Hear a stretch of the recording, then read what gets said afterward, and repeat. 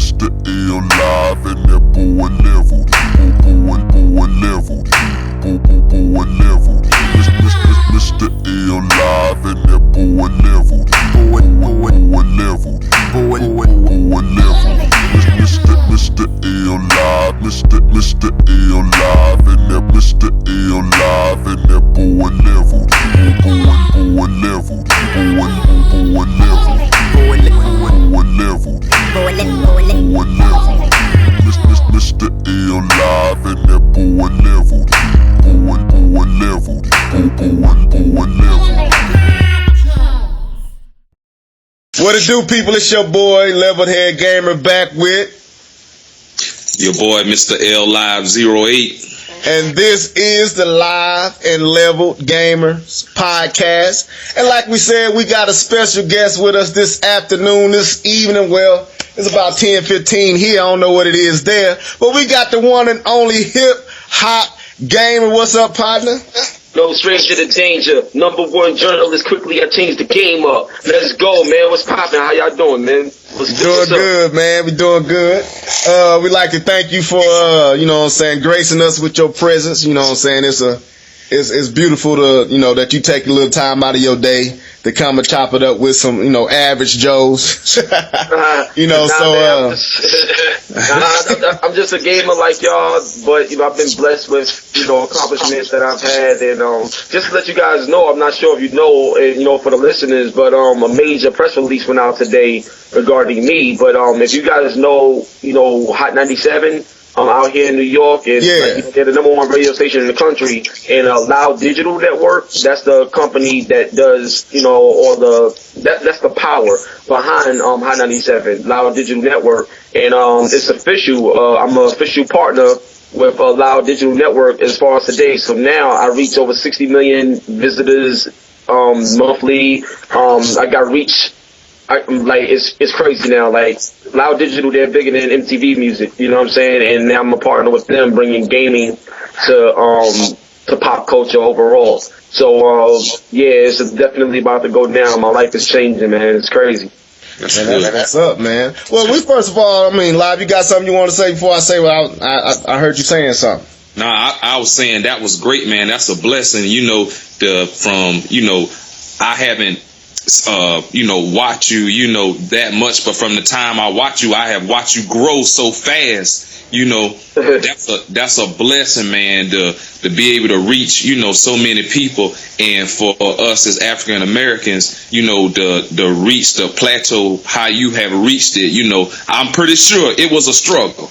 Yeah, definitely, man. I remember being in my bedroom with the black sheet in you know, behind me and stuff, and just, you know, doing my best. But I tell you one thing, man.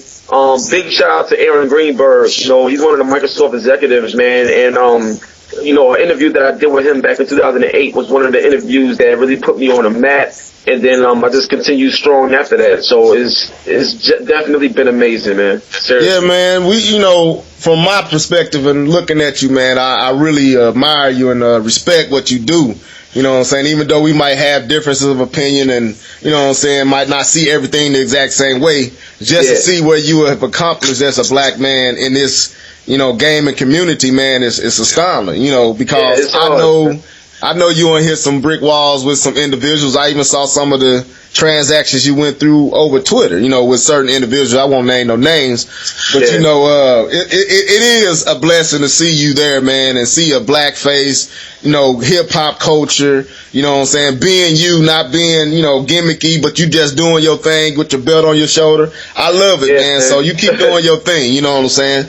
And man, all the support, I'll tell you right now, man, all the support I need it. It's beautiful, man. And, you know, like I said, it's always fun to just, you know, be able to talk to, like, my fellow friends in gaming, man, and just, you know, just put this out here and debate as well, because we learn from one another when we do that. So I think it's dope, man. It's off the hook, man. I'm ready to get it popping. All right, well, we got the introductions out the way, and so we finna set up what this whole situation is about.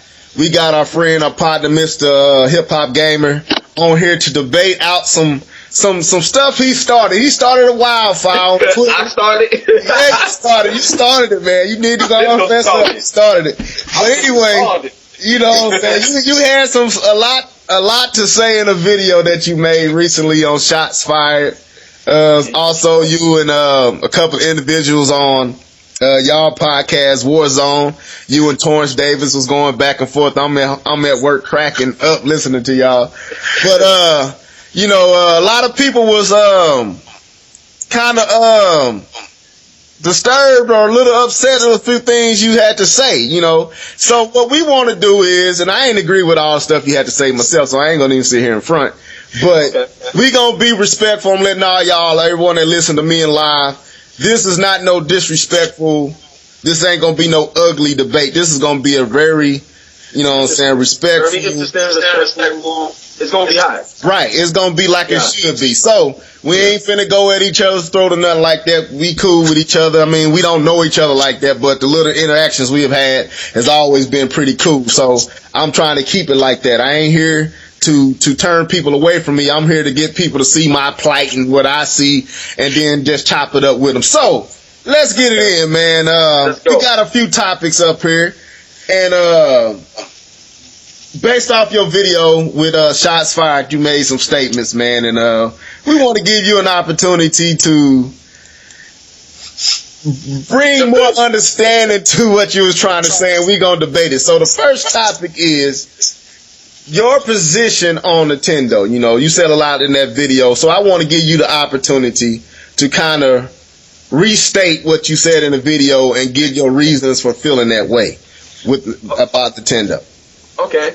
Well, my feelings with Nintendo is that, you know, I love Nintendo. I grew up on Nintendo, but I think that they're stuck in old ways. So I'll give you a great example of what Nintendo has been doing in the game industry, right? If you look at Nintendo, right, you see how in this day and age we can email and stuff like that, and we got touch phones and smart TVs and all this other stuff?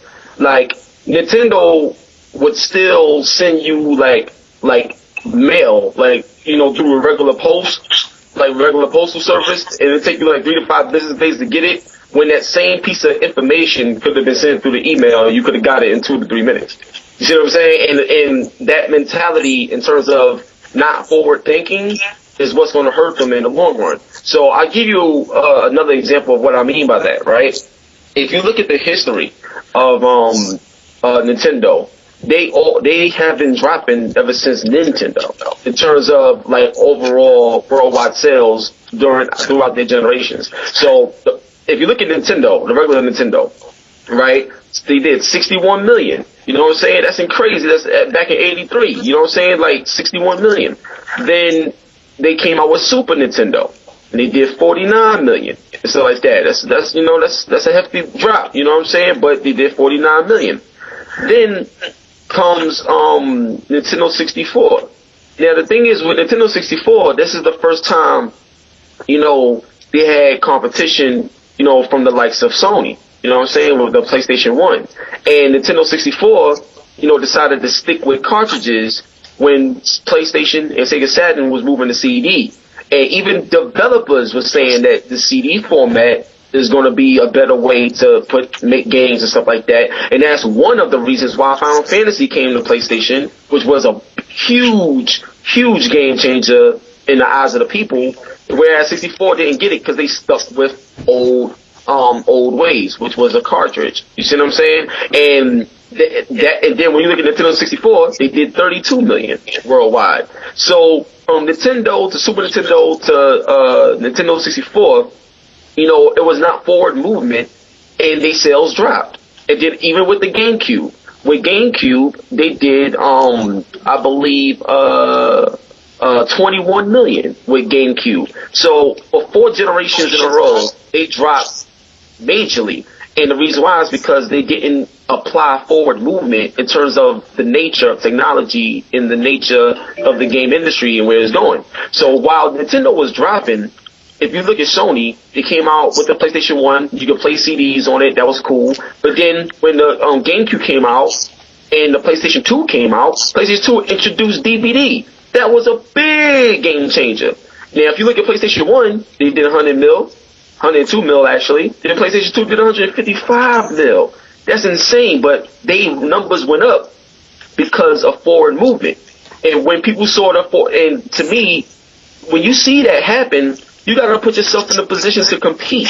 And Nintendo, I feel that they so stuck in their old ways that it cripples their ability to compete. And that's one of the issues that I have with Nintendo. And right now, when you look at the Wii U, you know, the reason why they're struggling to have proper third-party support and things of that nature is because they're not putting themselves in a proper position to really compete. So from a business standpoint, you got to think about the man hours that it takes to make a game on all these systems. You know, because you got the Wii U out there, the PS3, the 360, and PC. And then you got 2 more systems coming that's next generation. So when you think about all the manpower and all the focus and all the money you paying employees to focus on all these systems, it has to be some sort of necessary, significant return on investment for them to be able to continue doing this. And in terms of the Wii U doesn't provide that for them. And like someone like the P. Hines and even people at EA stated the same facts. And these are people that's been making games for God knows how long, so they know the business heavy.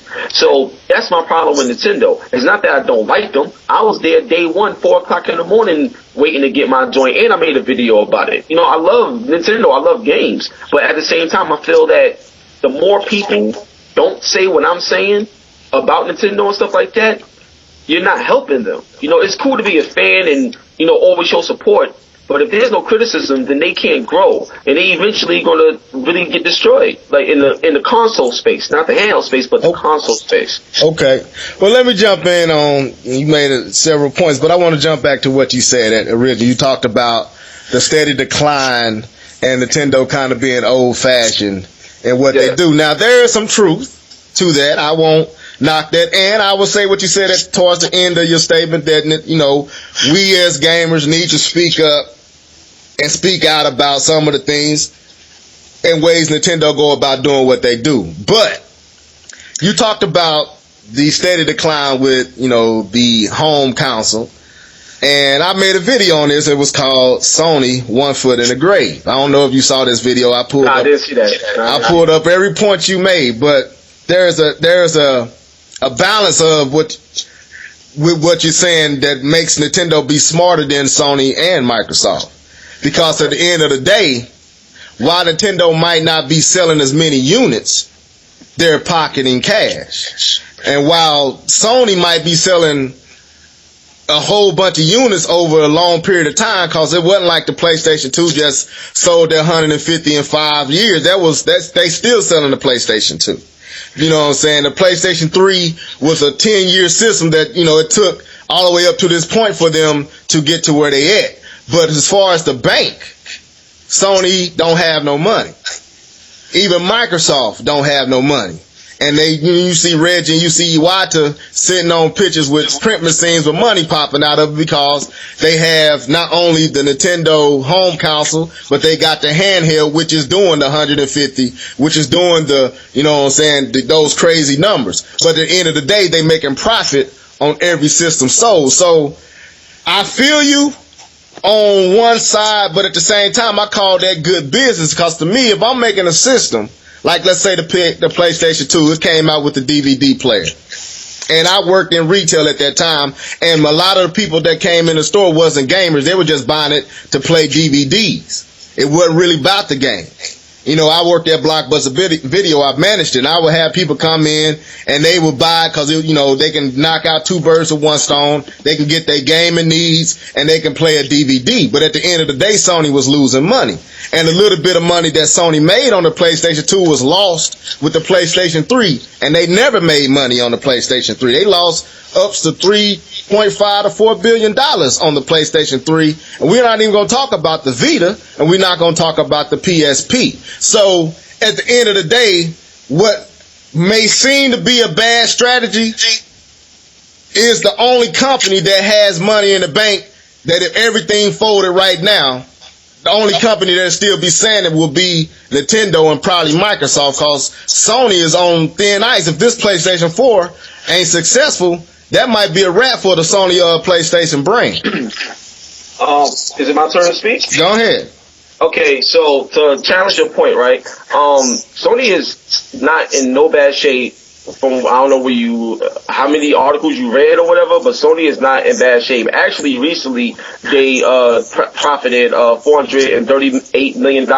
That's recent, right? And then also with the restructuring, ever since Howard Stringer ever since they changed that situation, they've been in profit. They've been actually for the past year and a half, if I'm not mistaken, they was making money off of the PlayStation 3 in terms of actual console, so not just software. And then on top of that, in terms of like money overall, Nintendo business is gaming and gaming only. You see what I'm saying? Right. Sony is a bigger company than Nintendo because they have more they're electronic companies. So they got the PlayStation, they got the movies, they got music, they got all these other things that Nintendo don't have. So when it comes to overall money and stuff like that, Sony is a bigger conglomerate than Nintendo.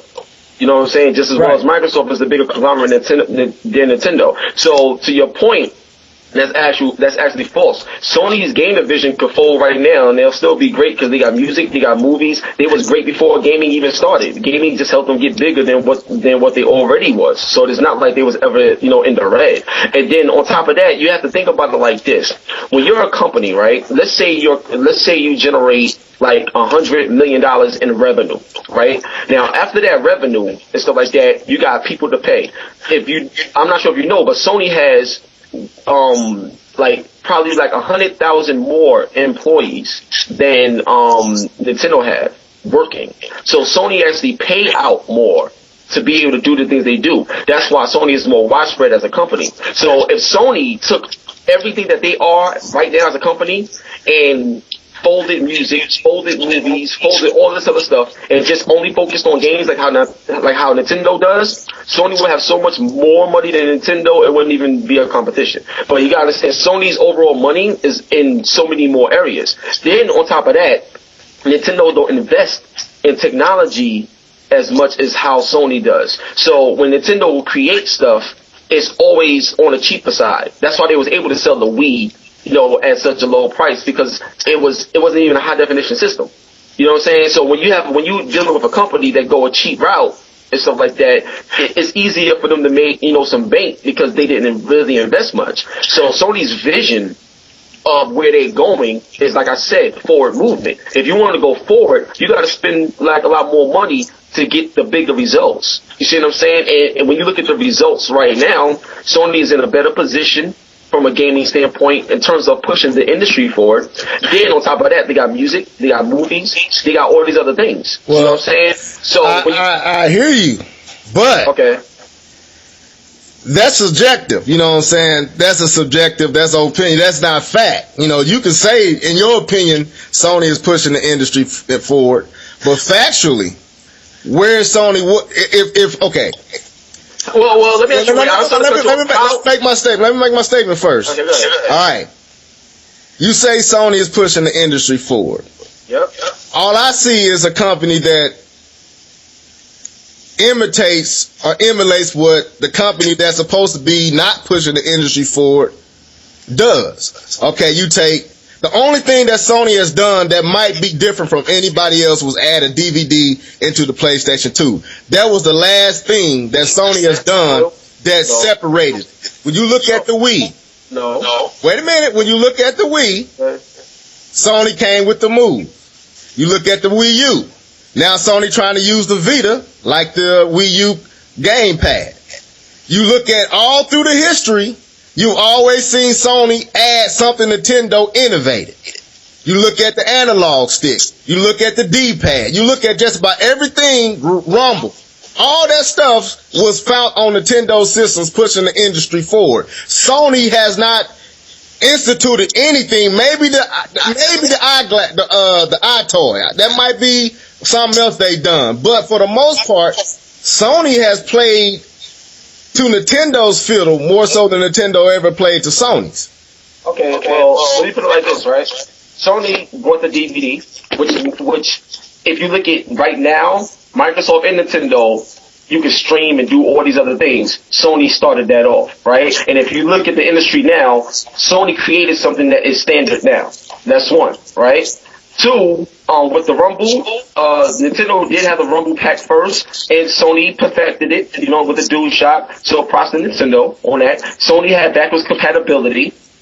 that right there changed everybody's minds, because when they bought the PlayStation 2, they were like, oh, I can play PlayStation 1 games too? Oh, that was a big game changer. So Sony pioneered that. In terms of iToy, yeah, Sony pioneered that. And even though the Wii came out first with the Wiimote, and I gotta respect that. Like, they came out first with it. But when the iToy was first was talked about, I think in 1999, or it first came out in 99 or 2000. But when it was first talked about, or whatever, even before there was a Wii even thought about, they was going to make like a controller like the Wii to be a companion to the iToy. But the thing is, they gave up supporting the iToy, and that's one of the reasons that Phil Harrison got mad at Sony, because Phil Harrison already knew what was going to happen, because iToy was such a great thing. But in terms of software, not a lot of companies was embracing it. You know what I'm saying? So that was just something that fell through the cracks.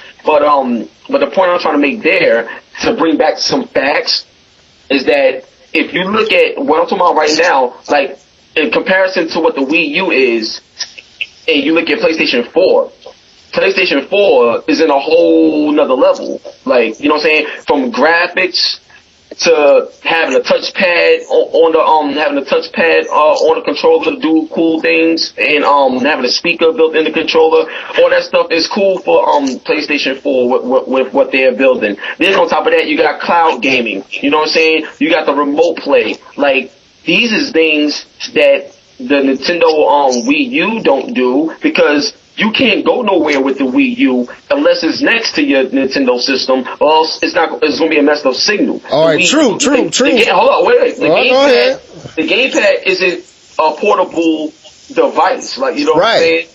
But there's now the PSP was out way before the Wii U was, and then the PS Vita came as the next generation of that. So for you to say that the Wii U was to say that Sony's copying off the Wii U, that's false, because I use a PlayStation 3 controller when I play PS3. I use a PlayStation 4 controller when I play PS4, and none of these controllers have that. PS Vita is not designed to work with PS3 and PS4. You can use it as an option, but it's not made or built or designed for it. Why? Well, let me jump in. Let me jump in before you keep going. All right. No, yeah, it's your turn. All right. Now, you say that the you bring up the PS3 and the DualShock and the PS4 and the new controller, and you say that the Vita is not, that's an option.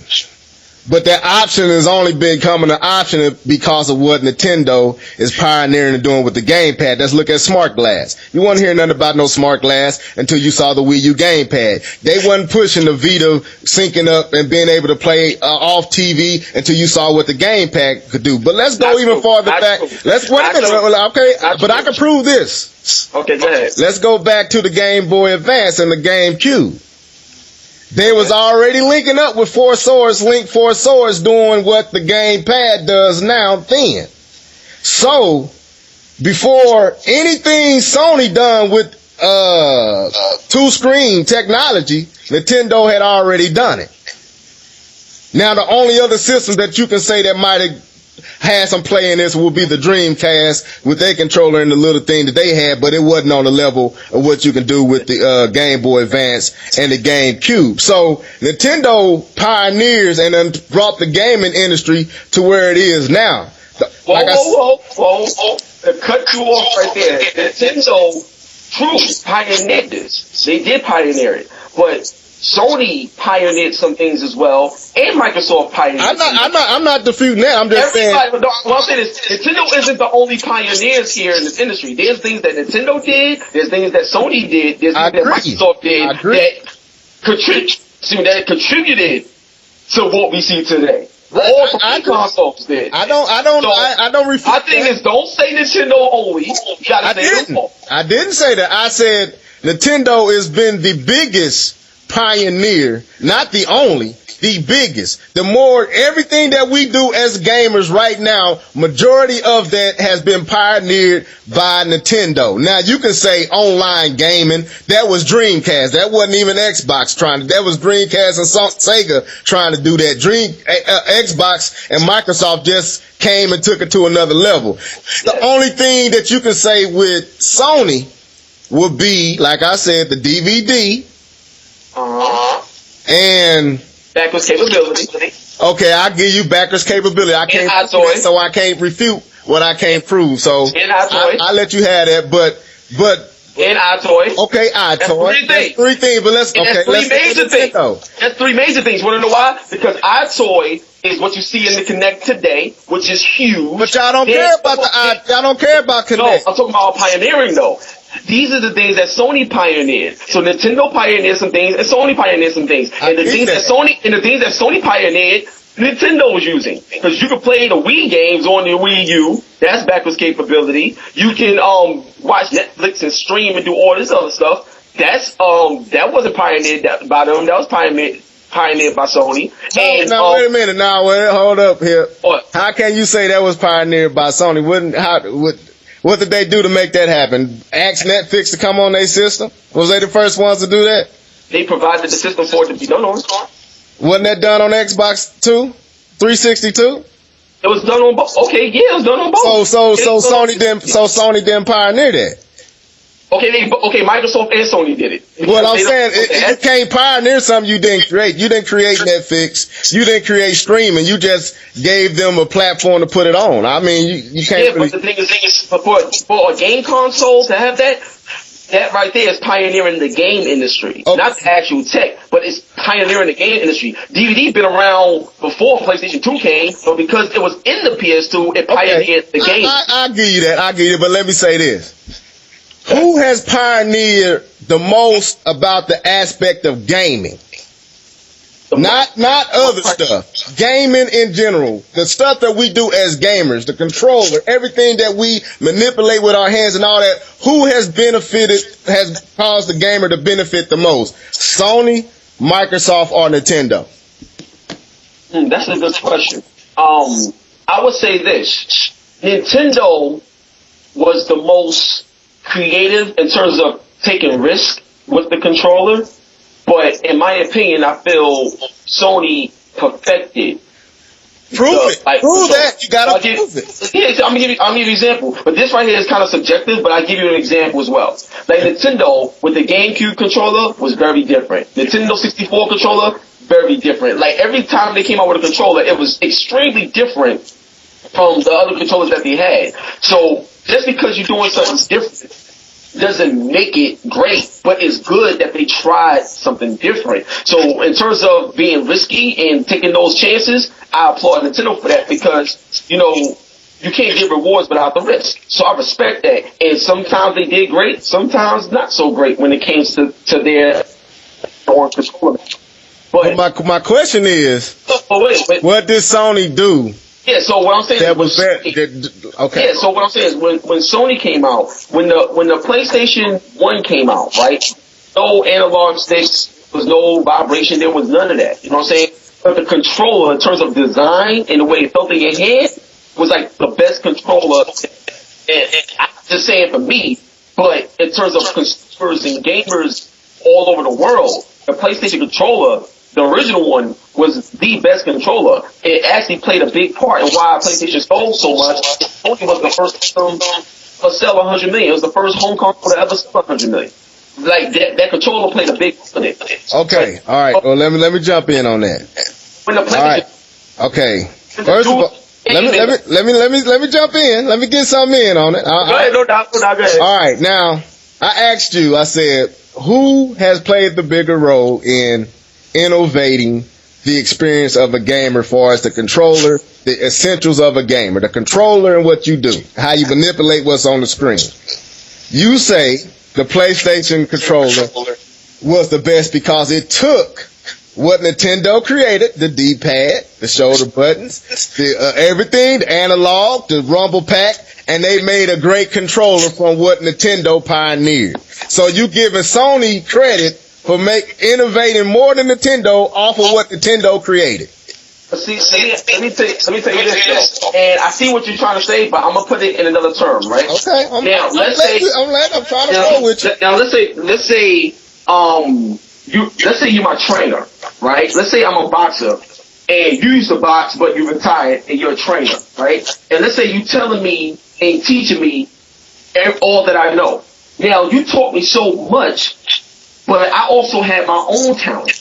You see what I'm saying? So yeah, you showed me a lot of things, but I took some advice and some things that you gave me, added it with what I already had, and created something that was better than you. So my thing is, in my opinion, you pioneered a lot of things, but the fact that I ended up being better than you, that means that I had something that you didn't have that made me get ahead of you. So my thing is, I give you props for what you created, but you also got to give me props for having the knowledge to take what you had and make something better. But see, you know what I'm saying? So to me, that goes both ways. But that's opinion, though. See, this is where we get off into subjective and opinion than fact. My question is, who has done more to affect what we as gamers experience as far as what's in our hands and what's on the screen? All right, Nintendo. Now, where it begins to become subjective is your opinion is the PlayStation DualShock is the greatest controller ever made. There's other people that would say the 360 controller is the greatest controller ever made. There's people who would say the Super Nintendo controller is the greatest controller or the N64 controller. But it's all subjective. But what is fact is Nintendo has been the most innovative in that area, because everything that all these controllers use, Microsoft, Sony, it's all been created by Nintendo. Okay, and I respect that, and that's fine, because Nintendo is pioneers, so, and that's what make them great. But the thing is, pause. But that goes back to what you said. You said Nintendo is stuck in the past. So if Nintendo is stuck in the past, but the people who are moving forward is using everything Nintendo has created to move forward, then wouldn't that make Sony and Microsoft also stuck in the past? No, because when you look at PlayStation 2, PlayStation 3, PlayStation 4, they gave us gaming experiences that we're not getting with like the whole Nintendo format right now. So I give you an example, right? When I get my PS4, when I get my PS4 or my Xbox One, well, I'm gonna have both, but when I get them, I'm going to be able to do things from the cloud. I'm going to be able to share stuff on the fly. I've got all these next generation graphics. I'm going to be able to, what was the other feature that they had? Do the remote play. I'm going to be able to, snap with the whole, Xbox thing to be able to see things simultaneously. Like, there's a lot of things that's built in the system. You talking about the PlayStation? You talking about the PlayStation 4? No, I'm just asking. Are you talking about the PlayStation 4? We talking about the PlayStation 4, and we talking about the PlayStation 4, and we talking about the Xbox One, because this is next generation. And my thing is, wait. So my thing is, they're doing things with their system that you're not getting anywhere else. Like I could stream, like when Yoshida was on stage at Gamescom and he was watching his friend play a game. And he just jumped in that game that he was watching. They uploaded it to Twitter, and they came back out and went to go do this and party chat everywhere and all this other stuff. That right there is forward movement with the overall experience that you're getting from the game. So yes, the controller is a part of the experiences because that's how you control it, but also it's what you receive from the systems that make the experience as well. So from a controller standpoint, Nintendo has pioneered a lot. But in terms of their system and their box and what they have to offer as an overall product, no, they're stuck in the past. That's why think about it like this, right? Just to seal the deal with what I'm trying to say. When you look at PlayStation 4 and you look at Xbox One and you see all the stuff they could do, day one, the moment it comes out, all of these features, all this everything, and then you turn on your Wii U and look what it's doing, what it's giving to you. The experience is so imbalanced that the Wii U is not a next generation platform. It's a platform designed to go against PS3. Can I jump in? Hands down. Can I jump in? Yeah, jump in. Let's go. right, fire's now, on now. Let's go. let's get it in. You said the PlayStation 4 and the Xbox One and what it does is gonna be great. Keyword, gonna be. You haven't got it yet. We don't know. Wait a minute. Wait. I just listened to you good. I listened to you for a good minute. Both of them. I know, but you played what they allowed you to play. You ain't got it home yet. Okay, let's go back to the 360. Oh, come on, really? No, let me use this example. Let me use this example. Let me give you an example. All right, the 360. Woohoo! Finna kill. It's finna crush. Get it home. Red rings of death. Flopping and folding all over the world.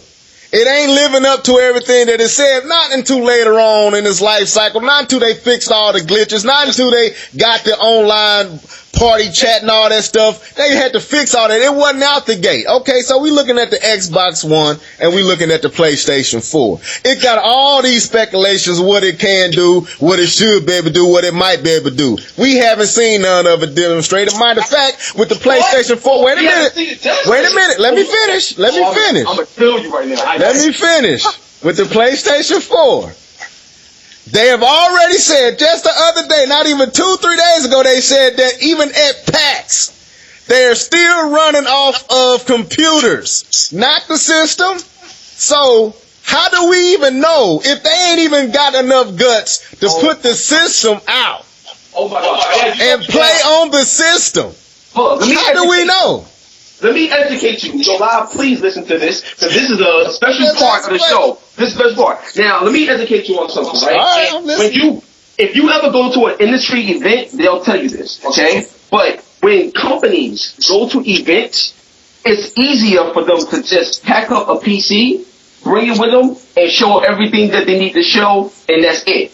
Like, a lot of events, they don't bring the PlayStation or they don't bring the Xbox One. They may bring it to, like, display it and show it, and, like, behind the scenes, they may have it here and stuff like that. But because there's so many stations and so many things to do and stuff like that, it's easier to just get the PCs that we already work with, because when they building a game, they building it on a PC anyway. So it's easier. This is what every developer and publisher told me.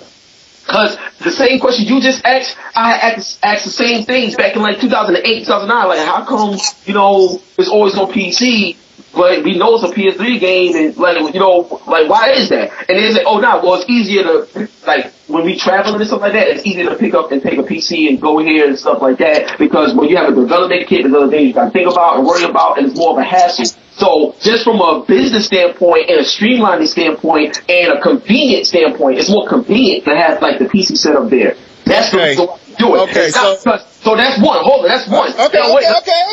So the second thing is, there is PlayStation 4 systems there and Xbox One systems there that you actually do play and control. That's like behind the scenes, and you get quite a few out in the open, but not a lot. So I'll give you an example. I played Infamous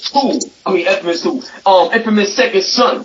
I played it, controlled it on a PlayStation 4 in front of me with my man Jamie. That's one of the producers on the game. I played it. He was the one that gave me the exclusive on when you put both your fingers on a touchpad and you can choke your enemies and do all this other stuff. He gave me that exclusive live on camera. So I played the game on a PlayStation 4, saw it running and everything. And then at Gamescom, Yoshida, when he turned it on, when he was playing it, that was the actual dashboard. That was everything. That's what you're going to experience when you go home. That's why they did that demonstration. All that stuff is already there and ready to go. That's 2. 3. Developers that I spoke with that I can't name because I don't want to get in trouble, but developers that I spoke to already and stuff like that, they got PlayStation 4s right now that they can just turn on and play retail units. Right now, they got retail units. Right now. You know what I'm saying? So it's not like it's not ready or not done. It's a convenient thing. That's why you see that a lot. Now, on Xbox One and stuff like that. I play games on Xbox One already. You know what I'm saying? I play Rise on a real running Xbox One and stuff like that. So all the features, the Kinect, splitting all of this stuff, Skype, so all of that. You know what I'm saying? The only thing I didn't experience yet was the Kinect 2.0, that demo. I didn't experience that demo yet. But I did all that other stuff. All that stuff. So my thing is, I've had the full experience that they showed me. I had the retail experience. that they showed me. You know what I'm saying? So I already know what's coming. I experienced it. I seen it, and it's incredible. And it's something that the Wii U. And here's the factor: there's things that these systems do that the Wii U can't do. Name one. Name one. You look. I ain't gonna sit up here and try. It's gonna be some things I can't refute you because I ain't in the privilege of your position. Okay. But okay. Let me state my question though. All right. You said that it's a lot of things that this system, you know, the PlayStation 4. I'm gonna give you the opportunity because at this point I would have to concede because I don't know. I'm not there. You know what I'm saying? So it ain't even no point in me trying to argue down or debate you on what you have seen with your own eyes. So I would like for you to give our listeners what you have seen, what you can give them, and then we can move on to the debate. But I'll give you the floor to kind of share what you've seen. Okay, dedicated servers ain't happening with Wii U. That's one, right? Cloud gaming, cloud power gaming, not happening with Wii U. What's the name? What was the joint? It was, what did they call it? It was, it was like this multi-stream thing that they showed me on the PS4. I forgot the name, like the terminology, like that they used for it. It was like this multi-streaming thing. You know how you got spectator mode? Like when you looking at like, you know, games and stuff like that, like on Twitch TV and stuff? Like on PlayStation 4, like the demo that you should have showed, I forgot the name that they called it, but the thing is, when you could go watch your friends play a game, then join in on that game right then and there. No matchmaking, no nothing, no waiting. Everything is instantaneous in 5 seconds, right? Can't do that functionality on the Wii U. Are you okay? Let me just throw this in there. I just want to ask you a question. Ain't no debate. I'm just asking you a question. Are you saying that it can't be done on the Wii U, or it's not being done on the Wii U? So I said it can't be done on the Wii U. That's factual. This is factual. You don't have the process. Okay, I'm just asking. Okay, so now let's move into the next thing. Graphics. Wii U can't even make the games. And the reason why I'm saying this particular statement, because I had to ask first, because, you know, I don't make games. You know what I'm saying? So I can't just assume what I'm about to say. So I asked people, because like my thing was a lot of people kept saying Wii U is this, that, Wii U is this, that, and wait and you'll see, this, and that. So they all asked, I'm like, yo, look, for the P. Hines, like, yo, P, you know, this is before the whole bonus round show. I'm like, so this, like, these games not coming to, Wii U, or blah, blah, blah. Why is it? One of the reasons why a lot of these third-party games that come into the Wii U is because they can't be done on the Wii U. Like they can't be done, like the way they're making it on the PS4 and Xbox One can't be done that way on the Wii. Not enough power. Wait, let me jump in here. Can I jump in here? Oh, that's like 4 things I just named. All right, well, let me jump in. Okay, you keep quoting Pete Hines, right? Ain't this the Bethesda dude? Yeah, that's Bethesda dude. But alright, so you talking about... There's other people I can name too. Okay, that's fine, but let's just deal with Pete Hines and the Bethesda and him on the show with the nonsense that go on that. I don't even care for game trailers anymore. They need to get... They damn fell off. But anyway... So he say that because Nintendo did not seek third-party developers in the creation of the Wii U, that, you know, the time has passed for Nintendo getting any third-party company to produce for this system. Is that what he said? I don't think he said any third-party, but I think he was just referring the big third-party, you know, the ones that the majority is not. Okay, this is my problem with that.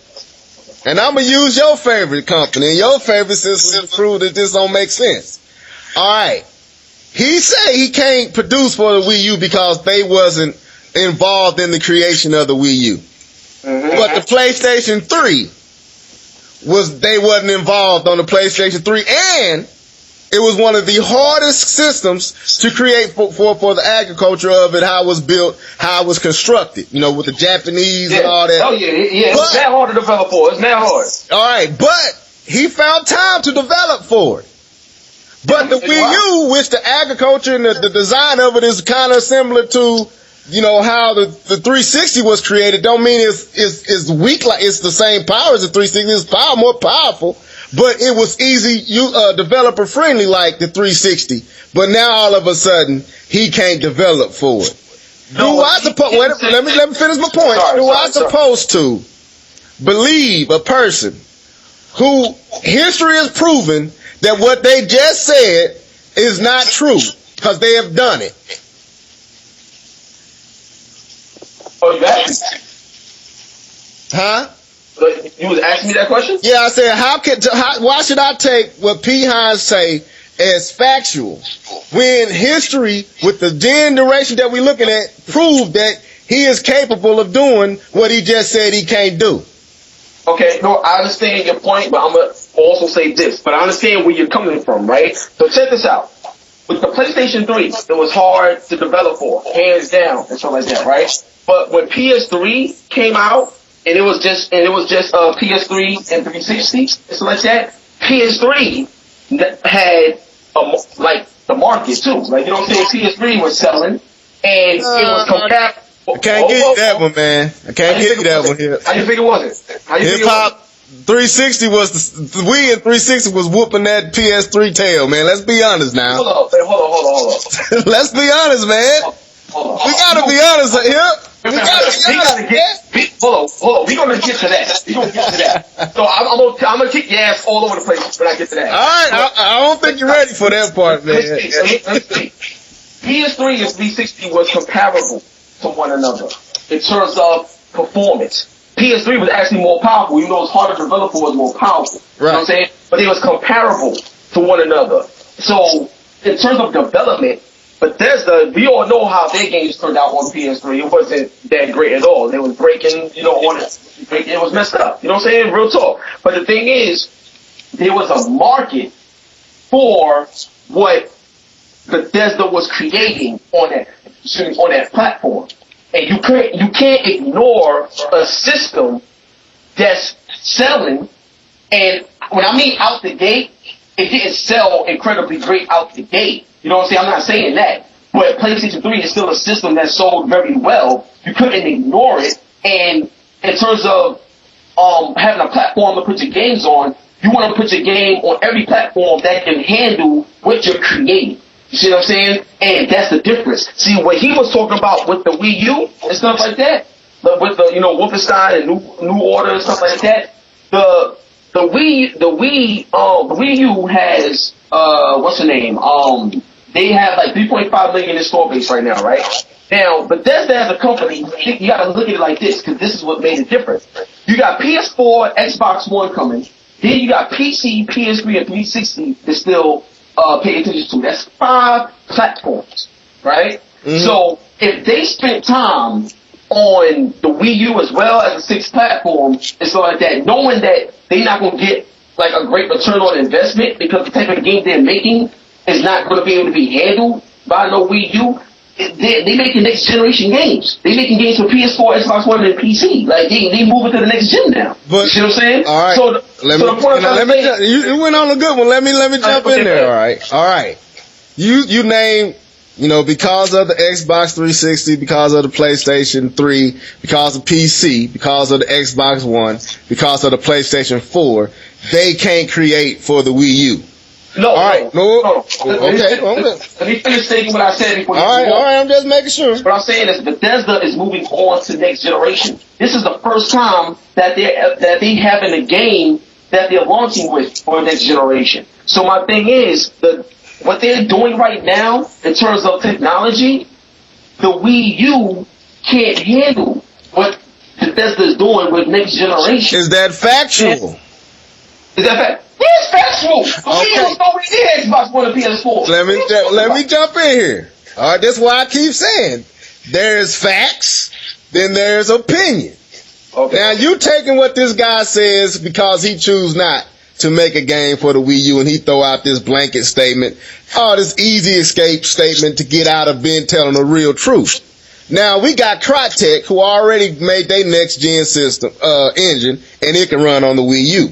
We got Shannon, which made, I don't know if you know, Nano Assault, They are developers, and Ace talked about how these developers choose not to utilize the Wii U the way it's designed to be used. So if you don't use it the way Nintendo designed it to be used, no, you won't see the results you want. But if you use it like Nintendo designed it to be used, you will see better results than you thought you could see that's comparable. Now, I'm not going to one time say that the Wii U is, I'm not going to say the Wii U is more powerful or on par with the PlayStation 4 or the Xbox One. I won't say that. We all know that's not the truth. Even Nintendo said that. But as far as not being able to put the game on the Wii U, that is not technically true. That is a preference that they choose not to do for reasons they won't specify, but it does not have anything to do with system capability. Okay, now let me say what I'm saying, right? With the whole Crytek and everything like that. Like, if you look at, I'm telling you right now, son, it's like you got to see this for yourself to believe it. When you look at games like Rise and Forza and Infamous and shit like that, no, you're not going to see this on Wii U. That's one. Now, two, to prove my point, the Nintendo, right? Forget third party at this point. Who's responsible for showing developers, gamers, and everybody in the world that the system is being sold to? Who is responsible for showing them how to use it, how to make it work, and what you can do with it? Nintendo is. There's not one Nintendo game in almost a year on the Wii U that even show you what makes the overall system so special and so different and so-called next gen.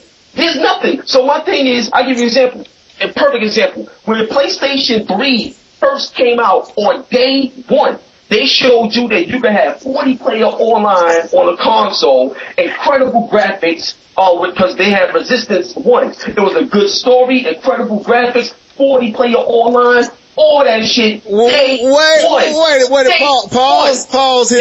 Pause right there. Let me jump in right there. First of all, you can't even compare. Yeah. Wait a minute. Let me say this. You can't even compare going from standard HD to HD. Come on. Wait a minute. Let me finish. Let me finish my point. You were talking about the PlayStation 3 and how much of a graphical leap. Of course, it was going from standard vision to HD. Okay, you look at the Xbox One and the PlayStation 4, the PS3 and the Xbox 360, and you listen to the communities, and they all in unison are saying, I'm not seeing what the big fuss is about. Listen, hold up. No, wait, listen. I'm going to tell you this because you my boy, you my man. Don't listen to nobody until you see this shit yourself. I'm going to tell you why. Word to everything, word to everything, son. I'm gonna tell you, right? If you see Killzone Shadowfall in person, dude, it looks super realistic. There's nothing you've seen that's messing with this. That's one. If you see Forza 5 in person, no. Listen, Level, I'm telling you from my heart, son. From my heart, son. I would not lie to you, son. This is gaming we're talking about. The leap you see on these day one titles, especially the exclusives, dude, there's no way in the world. Like, no, the leap. Let me ask you this. Have you seen Monolith's X on the Wii U? Monolith X? Nah, I didn't take a look at that. You didn't take a look. What about Bayonetta 2? Oh, I played Bayonetta. How it look? Now be honest with me. It looks phenomenal. Nothing compares to no Xbox One. It looks what? It looks phenomenal. It looks phenomenal. It does. Xbox One. Now, like I said, now, reason I say this here, you're not the only journalist that goes to E3 and goes to PAX and all these places. There's other accounts outside of yours that contradict what you say, so it's all in the end of the day. You might say, in your opinion, oh my God, Killzone, Shadowfall ain't nothing touching it. And then there's a guy over here that saw the same thing and saying, I'm not impressed. Matter of fact, Torrance even said he wasn't impressed. Okay, first of all, we talk about Torrance. This dude is so fat, he's losing his eyesight. No, man. Forget that. I'm not going to let you do that, man, like that. Torrance, let me tell you something. Hold up. Torrance right now, I'll tell you, Tempest is next gen. Tempest, some old-ass 1964-ass game. No, Torrance, I'm not listening. No. All right. Okay, we gonna drop it right there. We gonna drop it. You wanna call my man blind? I hope he listens to this so he can hear what you said. Oh, he knows what I said. All right, Live, you got anything you want to jump in, man? We've been going for a minute. You ain't said that. Look, both of y'all make good points. I can't steer away from either which one. I just want to get in this second topic. Why Hip Hop Gamer feels that Sony is being number one in gaming. Okay, cool. I can easily get to that. So here's the thing that I wanted to show you guys, and the reason why I said number one because the majority of people always want to use sales figures as what represents number one. Now, me personally, I know sales figures play a big part, but sometimes, it's like, I'll give you an example, and I always use this example. Biggie Smalls is a way better rapper than Puffy, but Puffy sold more records. You know what I'm saying? So, because he sold more records, that makes him a better artist.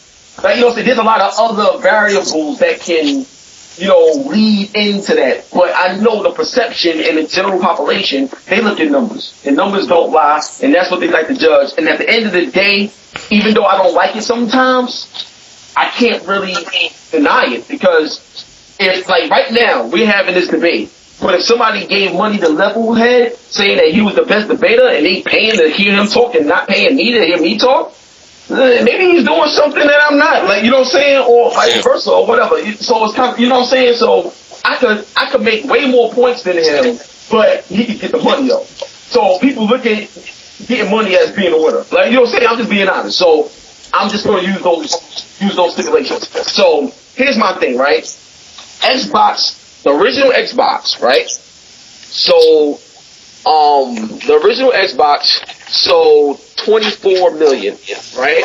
And the Xbox 360, and this is going to be, I'm so sorry, you guys, this is going to be a long point, so stick with me, but it's one of the most important points that I had to make because it represented the heart of the Shots Fired show. You know what I'm saying? So please bear with me, all right?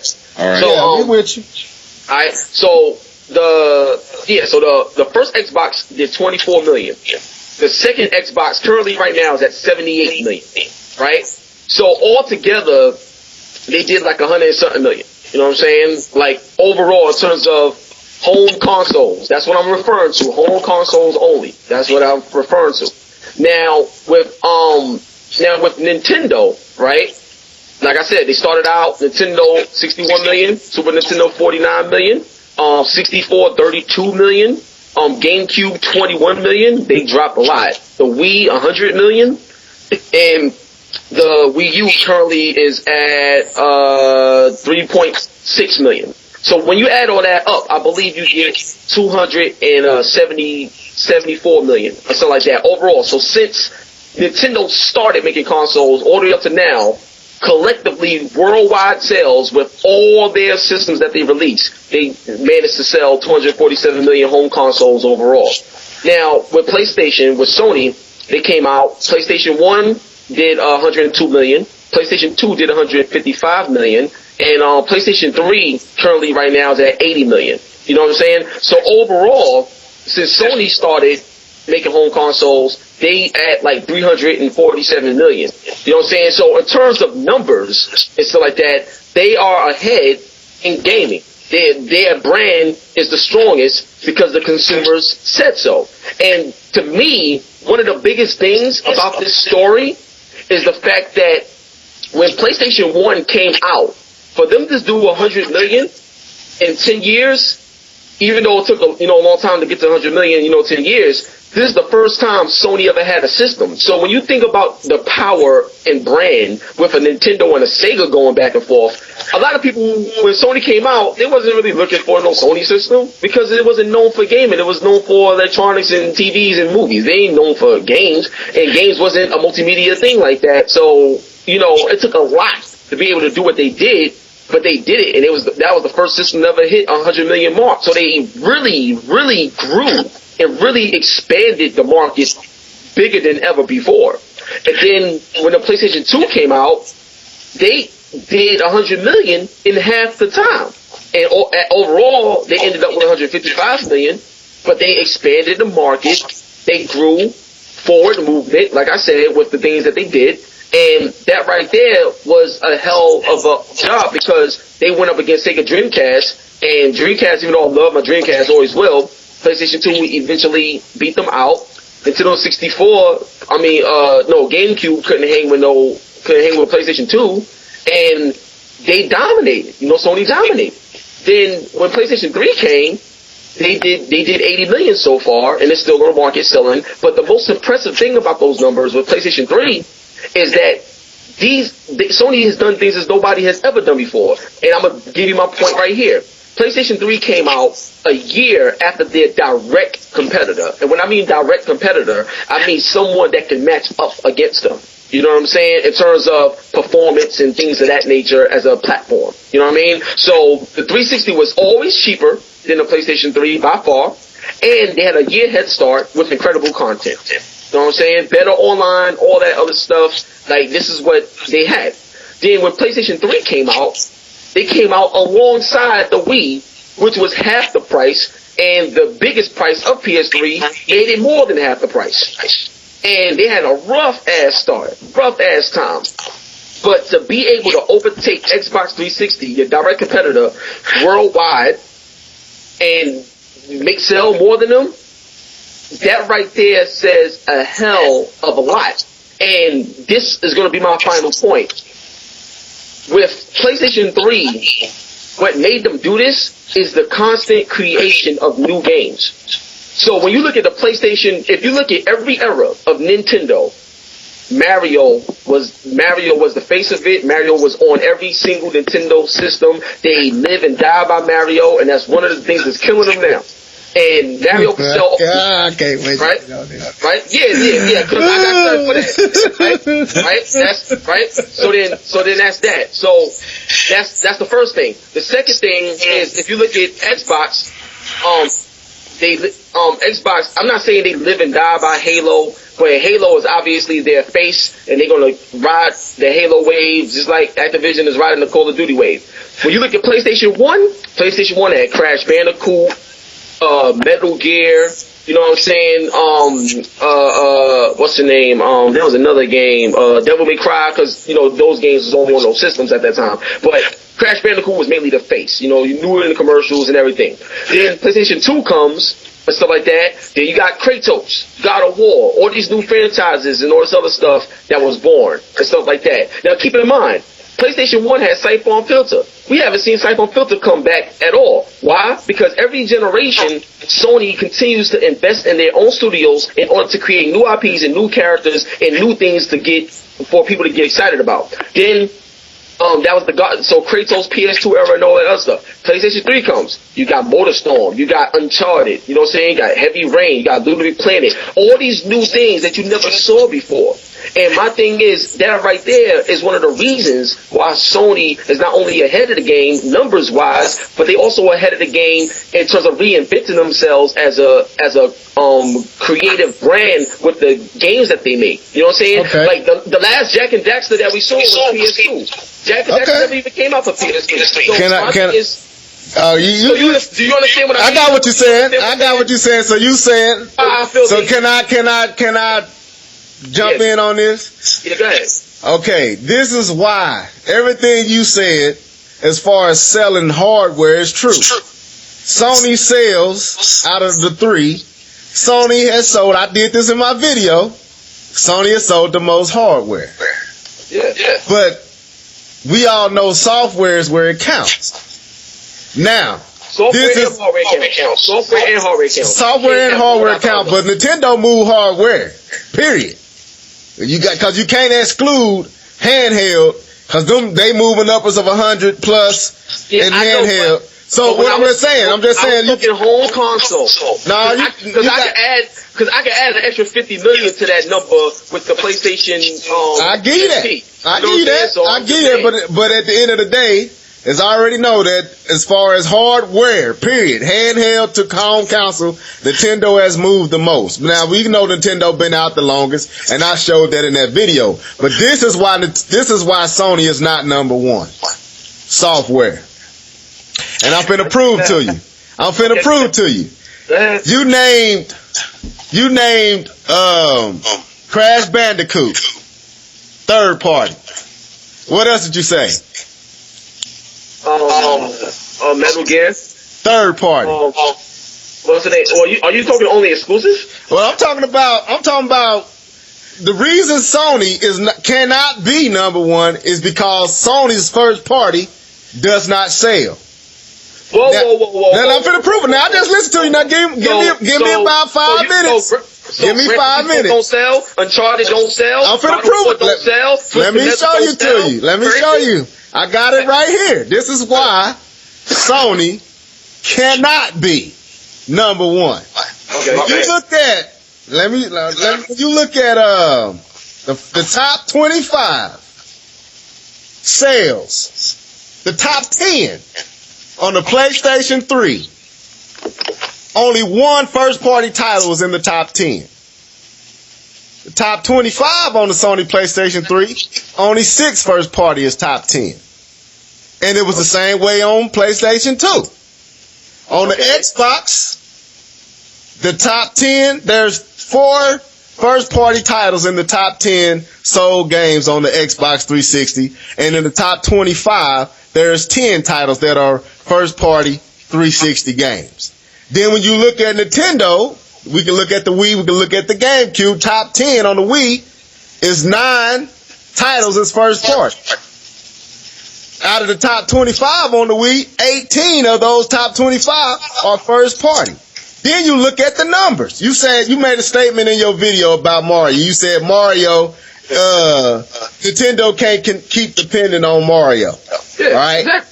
All right, let's look at Mario. I'm gonna go all the way back to all the Marios. I can look at Mario 64. Even though the system only sold about 22 million systems, Mario 64 sold 11 million copies. Okay. Then it sold 10 million copies on the DS. Okay. Mario Sunshine sold right at 7 million copies. Okay. You look at Galaxy. The original Galaxy on the Wii sold 10 million copies. The Galaxy 2 sold 7 million copies. Okay. Then you jump into New Super Mario Bros. For the DS, sold 29 million copies. New Super Mario Bros. For the Wii sold 27 million copies. New Super Mario Brothers 2 for 3DS sold 6.3 million copies. You look at New Super Mario Bros. U on the Wii U, which only has an installed base of 3.5 to 4 million consoles, sold 2 million copies. Now let's look at what you named. Let's look at God of War. Yeah, it's only sold more right at 5 million copies. And since it's only sold 1.5 million on a system that sold 80 million systems, it only sold 5 million copies. Yeah, look at Uncharted. Uncharted has never moved over 6 million units. You look at Infamous 1 and 2 only moved around 2 million copies. Killzone, the highest one, only moved 2 million copies. I can name 10 other Nintendo franchises that have moved upwards of 10 million copies on systems that only sold 22 or 21 million systems. So right there with factual numbers, Nintendo first party rules the day. And that is the reason why third party runs away from Nintendo. It has nothing to do with power. They know that they won't be number one on Nintendo platform. On Xbox and Sony, they gonna be the #1 seller because they have no competition. Third party rules the day on Sony. That's why Sony is not #1. Now, I'm about to destroy your whole theory and prove my point. My point is this. You get tons of variety when you name like 4 or 5 Mario games. Like, I think as a gamer, hold up. I named the Mario games because you said Mario, they can't depend on Mario. I can name other games. They can't. Now, let me tell you why. Now, Live, whether you agree with me or not, but just listen to this. As a gamer, here's my theory. I'm glad you're here. As a gamer, if you go to the store, right, and they selling a Nintendo Wii U and a PlayStation 3 and a Xbox 360. Now, I'll just use PlayStation 3. They got a Nintendo Wii U and a PlayStation 3. And then you like, oh, the Nintendo Wii U looks cool. Let me see what they got. And they tell you, well, we got Super Mario Brothers Wii, we got Super Mario Brothers Wii U, we got Super Mario Brothers Kart, we got Super Mario Brothers this, we got Super Mario Brothers that. And then you be like, oh, okay, there's a lot of Super Mario stuff. All right, well, what PlayStation 3 got? Oh, we got God of War, we got Uncharted, we got Last of Us, we got Gran Turismo, we got Killzone, we got this, we got that. As a gamer, are you looking to get a system that's relying on this main franchise to continue to get attention, or are you looking for a system to give you options so you can expand your gaming experience? You looking for the one that's going to give you the option and give you the gaming experience. Now,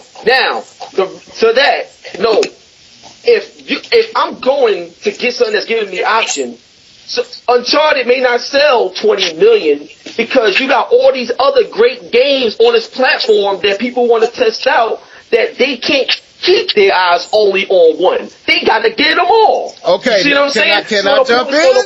Wait, let me finish. I'm going to close it. So the point I'm trying to say is if all you giving me is this, for the most part, then that's shit. That's all I'm going to have to take then if this is all you're giving me. But if you give me a variety and a slew of different type of things, then that one is not going to get as much shine because the shine is being shared. The shine is being spread throughout the entire system. And that's why right now, the Wii U, yeah, they got all the Nintendo first party titles, Wii U and Wii this and Wii that.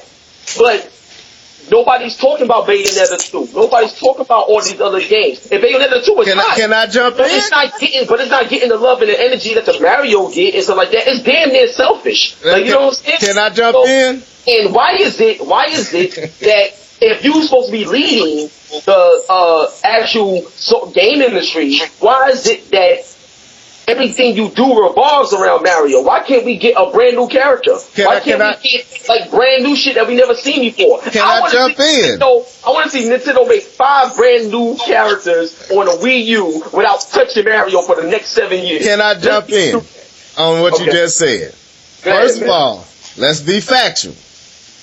I named Mario because of the point you made. I can do that with Zelda. I can do that with Donkey Kong. Exactly. Wait a minute, you got F-Zero. Wait a minute, let me finish. You got F-Zero. You got Star Fox. You got Yoshi. You got Wii Sports. Let me finish. You got Wii Sports. Wii Fit. Huh? We come with the system. No, Wii Sports Resort didn't come with the system. Oh my God. And it sold what Killzone, God of War, and Uncharted sold together. All 3 versions of it combined, Wii Sports Resort sold more, didn't it? The point is, hip hop, you said nobody's talking about it. It's not being talked about because the journalists choose not to talk about it. It ain't because the interest is not there, because the numbers are there. So that proves interest is here. So if the community of journalists choose not to talk about this stuff, and they choose to turn a blind eye to what Nintendo is doing because Nintendo doesn't fit their own preference, but a plethora of consumers continue to purchase this stuff and show that this is wanted because the numbers prove it, then how can you say that Sony is #1 when their sales numbers for their first party does not prove it, But when you look at Nintendo's first party, the numbers prove it on all of their first party titles. A console battle isn't won by how many games a certain franchise sell. Like, that's not what makes you win. You know what I'm saying? It's a collection of things. So I'll give you an example. If you look at PlayStation 3 and 360 right now, because those are the direct competitors, right? PlayStation 3 managed to come from behind and outsell 360 worldwide, right? This is a fact. This is what happened. Now, my thing is, the reason why PS3 was able to do that, not because they had Uncharted 8, Uncharted 9, and Uncharted 10. They did that because they had a variety of things that appealed to so many new people to get new buyers. See, the thing is, when Uncharted first came out, it captured certain people. Big Planet came out, it captured certain people. See what I'm saying? See, look at Super Mario. Super Mario captured people ever since back in '80. So Mario, I'm grown. I still love Mario, so it still captures me. But just because it captures me doesn't mean that it's moving forward. You want to know why? Because the same Super Mario Brothers Wii is damn near the same game as Super Mario Brothers Wii U, just as PC. It's not forward movement, that's recycling. And when you wait a minute, you can't say that about Killzone and God of War? You can't say the same thing? No, you can't, because you get new experiences with them. Oh, hip-hop, come, see, this is my problem. Man, you can't. You don't get new experience? So you mean to tell me God of War 1 is exactly like God of War 3? And you telling me that Galaxy is the same as Sunshine, and Sunshine was the same as Super Nintendo, Mario 64? No, it wasn't. So you say 2D side scroller, that's what it's primarily about, but you exclude the innovation that Galaxy brought, the innovation that 64 brought, the innovation that Sunshine brought. You exclude that. No, I'm not excluding it. Okay, so there's innovation. Nah, I'm not excluding that. What I'm saying is, with the Wii U, when it came out in November 2012, Super Mario Brothers Wii U compared to Super Mario Brothers Wii, it was nothing but an HD version of roughly the same game. Oh, I get that. And the point I'm saying is, nobody is going, like, I'm not going to say nobody, but if you're a gamer, you're not excited to spend money on a new system, and you come home, and it's not that much different from what you had since 2005 and 2006 in terms of, like PS3 and 360 in terms of performance. Like, when I came, like, I'm going to tell you real talk, I'm going to tell you a story.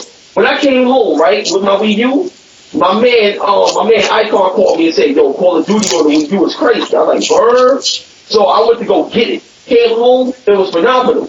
But the 360 version was still better. You know what I'm saying? My thing is, if you came out in 2012... What made it better? You said it's better. Frame rate was more consistent. I ain't heard that, but okay, I ain't gonna argue it, but I ain't heard that. I had both of them side by side. Like, you know what I'm saying? And frame rate was more... I'm a graphics whore. I think everybody that knows me know that. So I pay attention to everything. Like, you know what I'm saying? So my thing is frame rate is what made it better. So my thing is, like, I go out and get a system that came out 6 years after 360. And 7 years after 360. And I come home and 360 is outperforming it. That is a slap in the face to a gamer. Now, Live, before we move on, Live, let me ask you a question, man, as a gamer, just as a gamer, period. If you were a big Nintendo fan and it took 7 years for a brand new Nintendo system to come out, and you come home and you playing Wii U, and you got games on 360 and PS3 that play better, run better, and look better. Like, how would you feel like coming home, you just spent all this money waiting outside, and that's the type of experience you get? Like, what the fuck was you doing all those years? In my opinion. But how do you feel about that, in your opinion? I would be, if you know, if that was the case, I would be disappointed, you know, in a situation, you know, like that. But you know, from you talking, you know, you talking about that. I used to own an Xbox 360, and I knew that the games, you know, they ran smooth on them. So when I played, you know, like Mass Effect, you know, on the Wii U, yeah, I did see, you know, some hiccups, you know, and stuff like that, you know, on there that I didn't see, you know, on the 360. Yeah. So my thing. I'm sorry to cut you off. I'm sorry.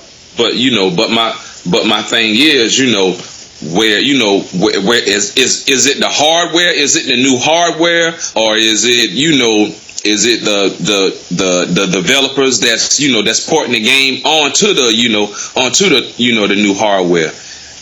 Well, see, the thing is, so what Levelhead said earlier, which was Levelhead was right. The Wii U is not a hard system to make games on. Like, you know what I'm saying? It's really not. So, like, the problems that we saw with PS3 made sense, like, because it was hard to develop for.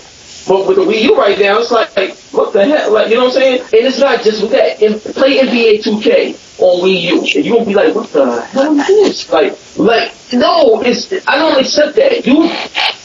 When you come out 7 years later, these excuses can't be there. Like, you know what I'm saying? But that's not. But you can't say that's hardware. That's developers choosing not to put their best foot forward on the system, and that's why I can't. Wait a minute. Let me say this. My first time ever coming at you, hip hop, I said, why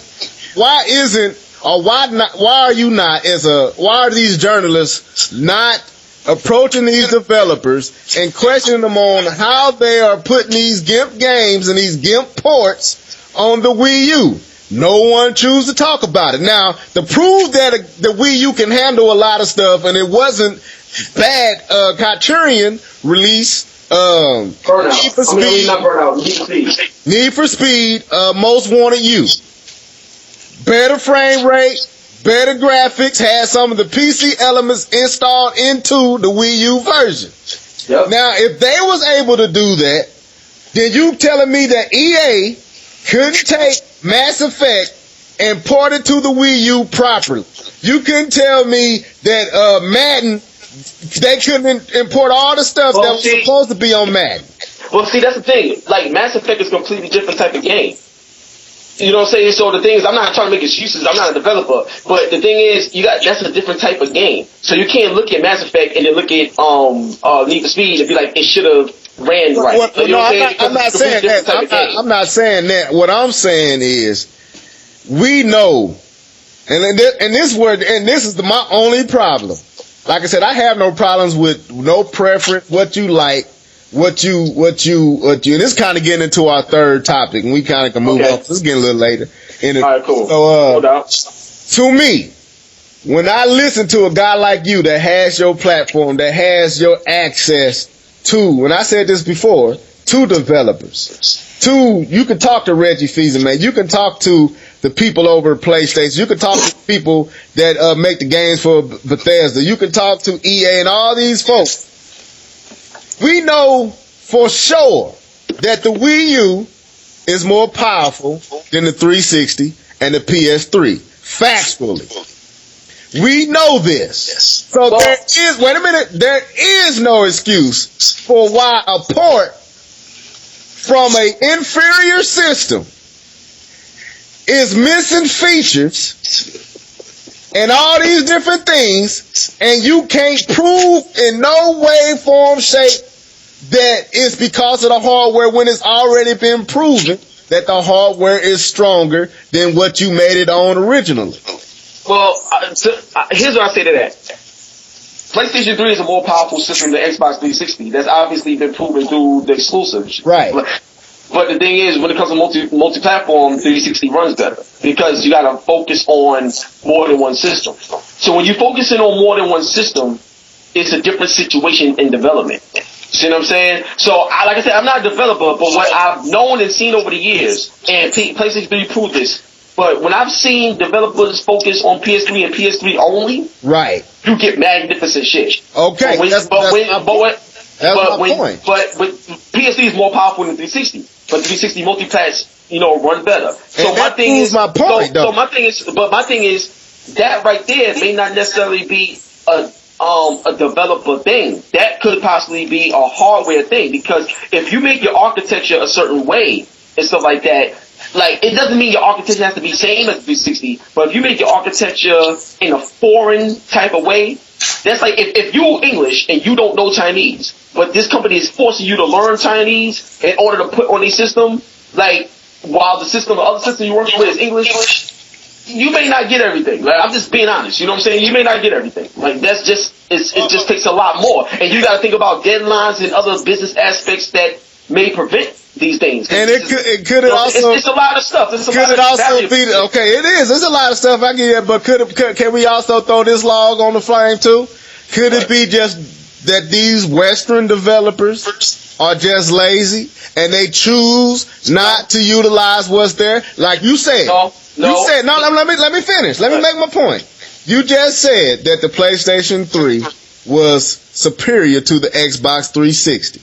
Yeah. But because they didn't have to go through certain learning curves to produce on the Xbox 360, they chose to produce on the Xbox 360, and they chose to give the PlayStation 3 GIMP ports. It wasn't because the PlayStation 3 could not do what the Xbox and far exceed what it was because developers chose not to learn that system.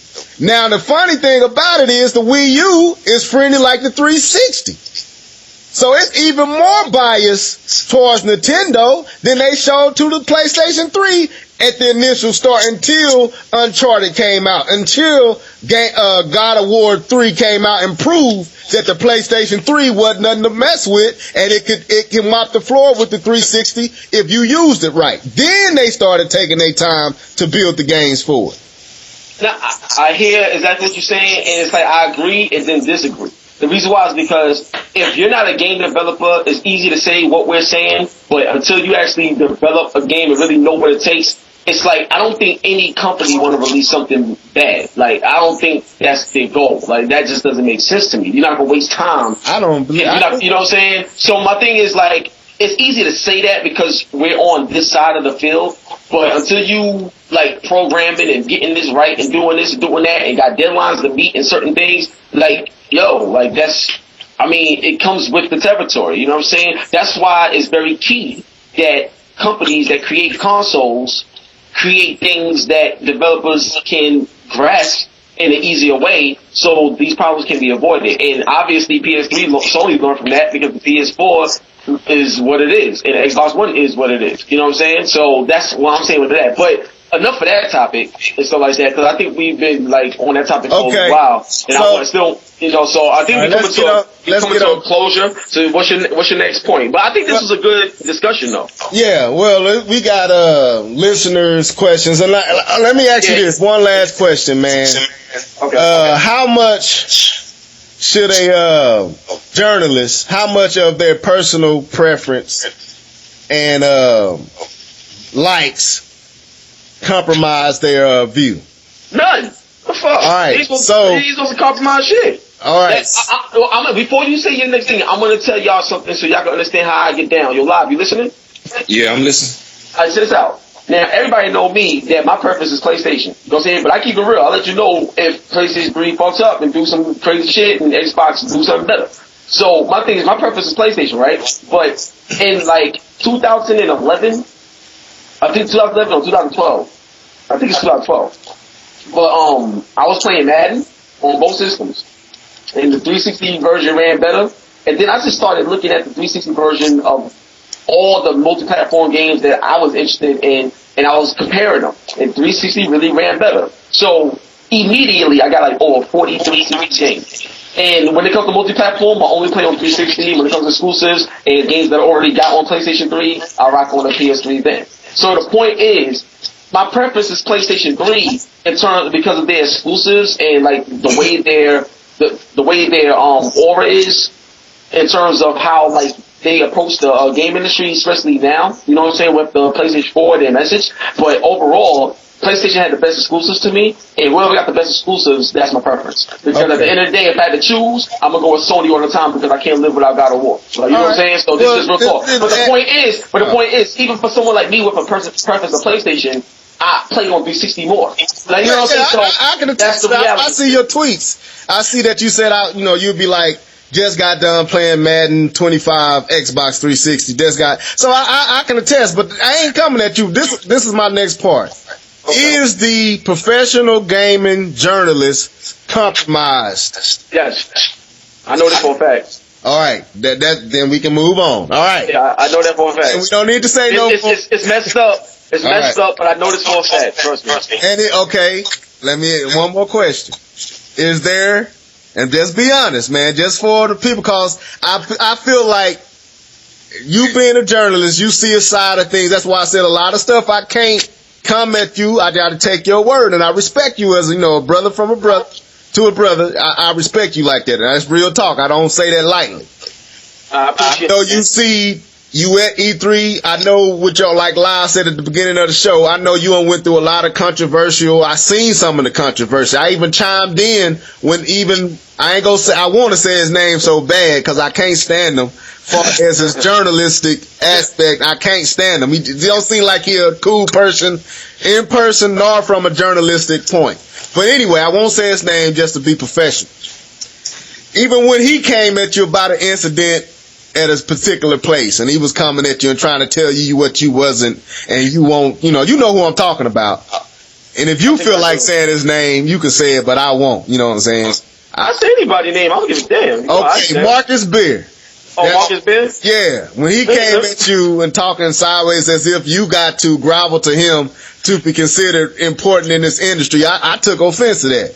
I thought it was belittling on a whole bunch of aspects. But with that being said, I know your preference is Sony.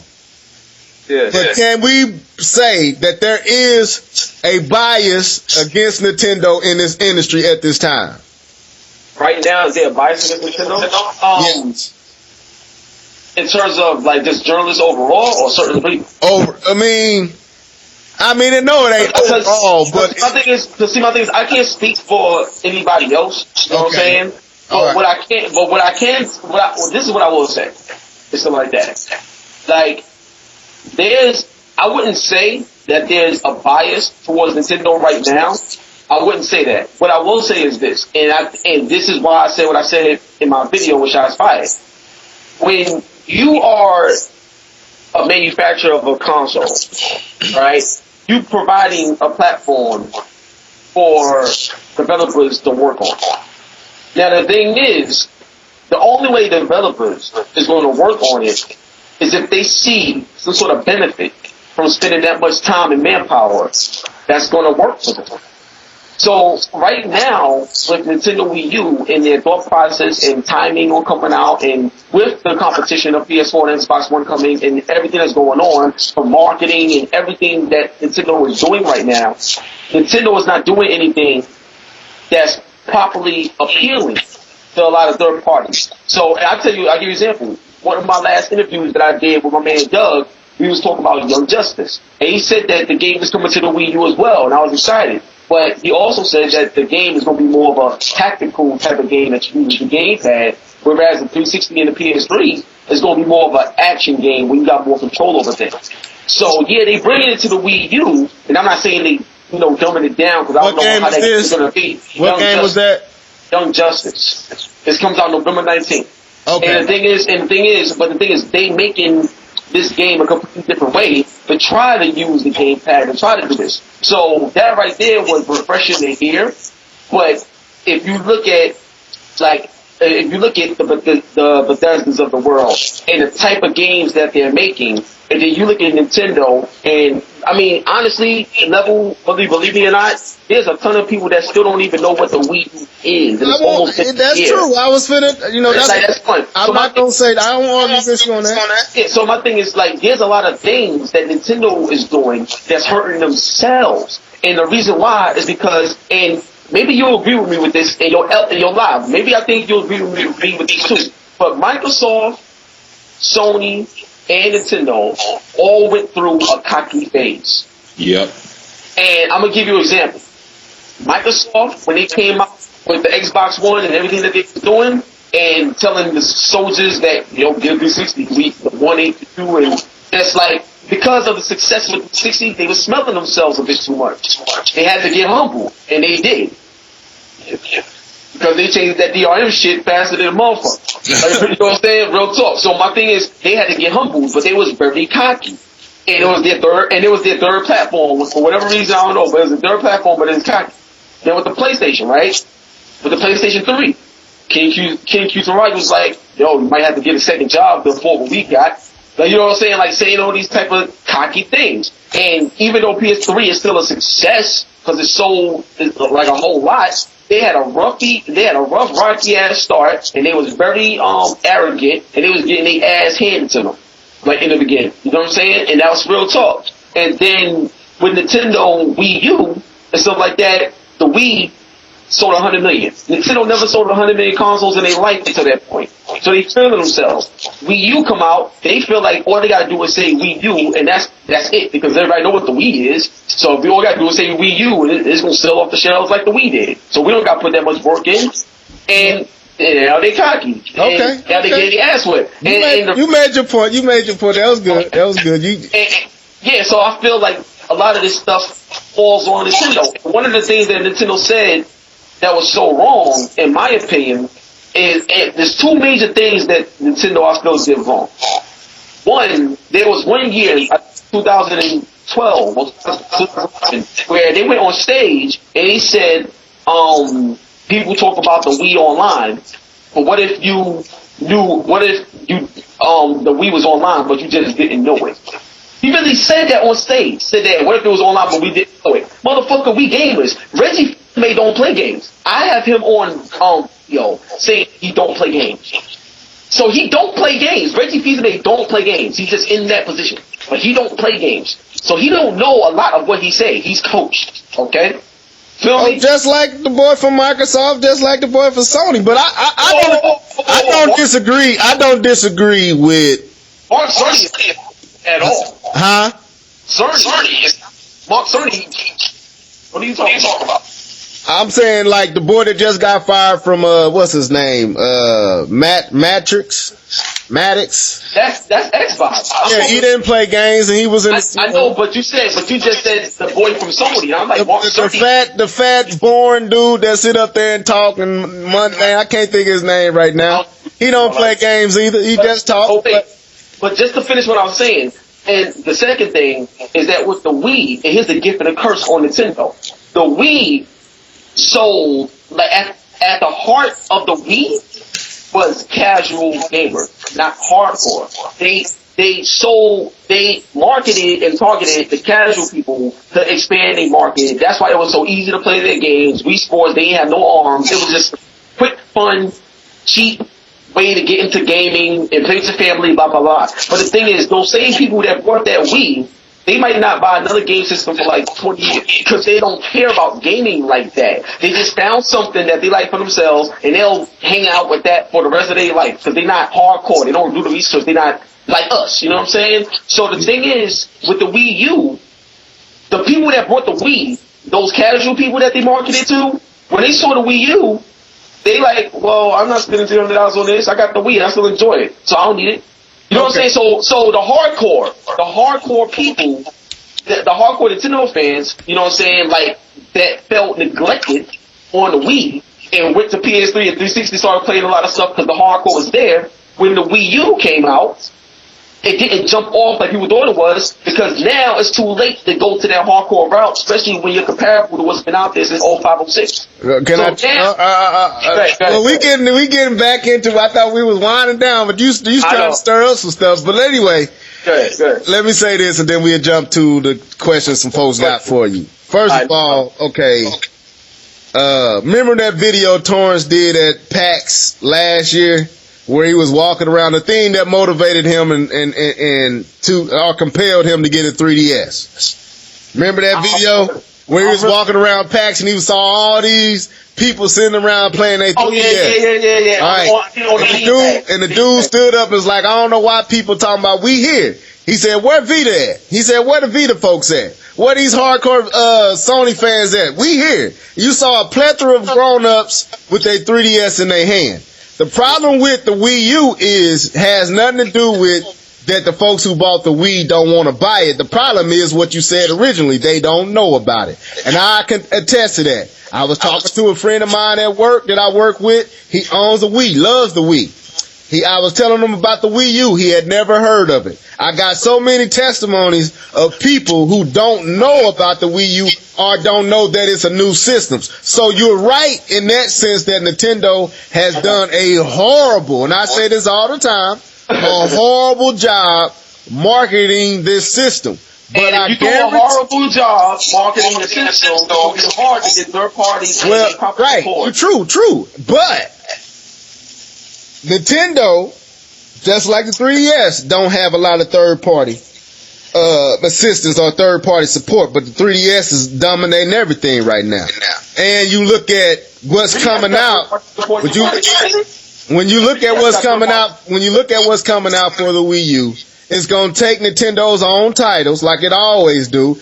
It's going to start pulling in those folks who's sitting on the fence and saying the game that they want, you know what I'm saying, Smash Bros. Or Mario Kart or Zelda or whatever they waiting on to jump over and get this system. It could be Wonderful 101. It could be anything, because there's a lot of stuff. You know, it could be Sonic. It could be, a lot of games that they waiting on, Donkey Kong. With this lineup that they got for the end of this year going into next year, I guarantee you, just like Torrance was trying to say to you on the show, that the numbers is going to change and you're going to start seeing a pivot in the sales of the Wii U. So yeah, you're right. You're right from get-go. Nintendo messed up out the gate. Ain't nobody going to argue that with you. But to sit here and try to say Nintendo ain't going to change and ain't going to pivot, it's too much history to prove that they can. But let's move on. Whoa. How's it too much history? Wait. Yo, Live, check this out. How is it too much history to prove that they can when for 4 generations straight, they dropped in numbers, and the only time they went up in numbers is when they decided to not directly compete with Sony and Microsoft and do something that's cheap and easy to get into and reach people that normally don't play games. Okay, well, no, let me say this. Let me answer this. 4 generations straight. Let me answer this. Let me jump in. Okay. Live. Do you feel what I'm saying? I don't know. Yeah, I hear you. Well, let me jump in. You keep talking about the numbers of the home console. All right, you're right. It wasn't moving a whole bunch of units, but when the system is making money and is doing what they want to do, maybe Nintendo wasn't trying to sell 100,000 systems. Maybe they was comfortable with what they were selling at that time. Now, but wait a minute. Let me finish. Let me finish my point. You said it at the beginning. You said Nintendo doesn't have a whole bunch of things to gamble on. They gaming. That's all they do. You got a handheld that's moving hundreds. Then you got a home console that's moving 30. You making money off both of them. What am I worrying about? Then I come out and I make a system trying to compete with the PlayStation 2, made it more powerful than the PlayStation 2 and on par with the Xbox, the GameCube. It don't sell like we want it to. You know, we made some bad decisions. You know, Nintendo, I'm saying for Nintendo, they made a bad decision with keeping the small disc format. That was a dumb move, but they didn't sell like they wanted to. So they shook up things, came out with the Wii, kept a standard definition because they didn't feel like the consumer was there for HD, and they was proven right. They kept it at a comfortable entry level of cost. They added the Wii Motion to it, and it sold like hotcakes. Now they sitting on billions in the bank, not keeping their company running. They got billions, 11 billion in the bank. So how can you argue that these people don't know what they're doing when you looking at Sony and they went from $100 billion company down to an $18 billion company, and they doing it right? Well, you said they went to a what? Sony used to be net worth used to be at $100 billion. It's down to 18. Okay, no, their total assets at the company is 151 billion as of 2013. Yeah, now I'm not talking about assets. I'm talking about what they got. Okay, let me ask you a question. When you in business, when you talk about total assets, that's totaling your worth, everything that you have. So I'll give you an example. Like, let's say I have a house. Let's say I got like 4 houses, right? I understand what you're saying. I'm not. Okay, so this is my shit. Like this is my assets. Like this is what I own. Right. I don't gotta touch it, but it's what I own. This is what makes me what I'm worth. Sony is worth 151 billion now. They were. Nintendo is worth 1.1 trillion, I think. Right, but that's what I'm saying. They were worth that. But no, as of 2013. Okay. That's what it is now. All right. I'm telling you, man. You got the hedge fund dude that owns like 6 point shares in Sony right now, wanting to sell it. Son, check this out. Sony, their revenue was like 72 billion. Their operating income is like 2.4 billion. So they bringing in 72. They operating at 2 billion, and because of all their investments and things like that, and forward movement, like I was saying, their net income for like 2013 by itself was 458 million, which is crazy because they actually profited. And they actually profited in 1 year, 458 million in 1 year, when the year before that, in the Howard Stringer days, they wasn't profiting. So in 1 year, they changed that whole shit around and almost made $1 billion in 1 year. Now you got PS4 coming? Come on, man. That's hip hop, listen to me. If Nintendo invested as much don't as Sony invests, no, I'm just listening. The reason why Nintendo have what they have, it's because they don't invest as much. If Nintendo had all those divisions that Sony got, they wouldn't have as much money as they have. It's like right now, if I got, okay, let's say I got $1,000 in my pocket, right, and I spend $100. And I got $900 in my pocket. If you got $1,000 and you spend $800 because you invested in something and you want to be big, you got $200 in your pocket, but you just invested it in something that's going to keep me forward moving and growing and reliable and all this other stuff. That's true if you were successful at what you invested in. Now let's be real, man. All right, you keep saying Nintendo hasn't invested.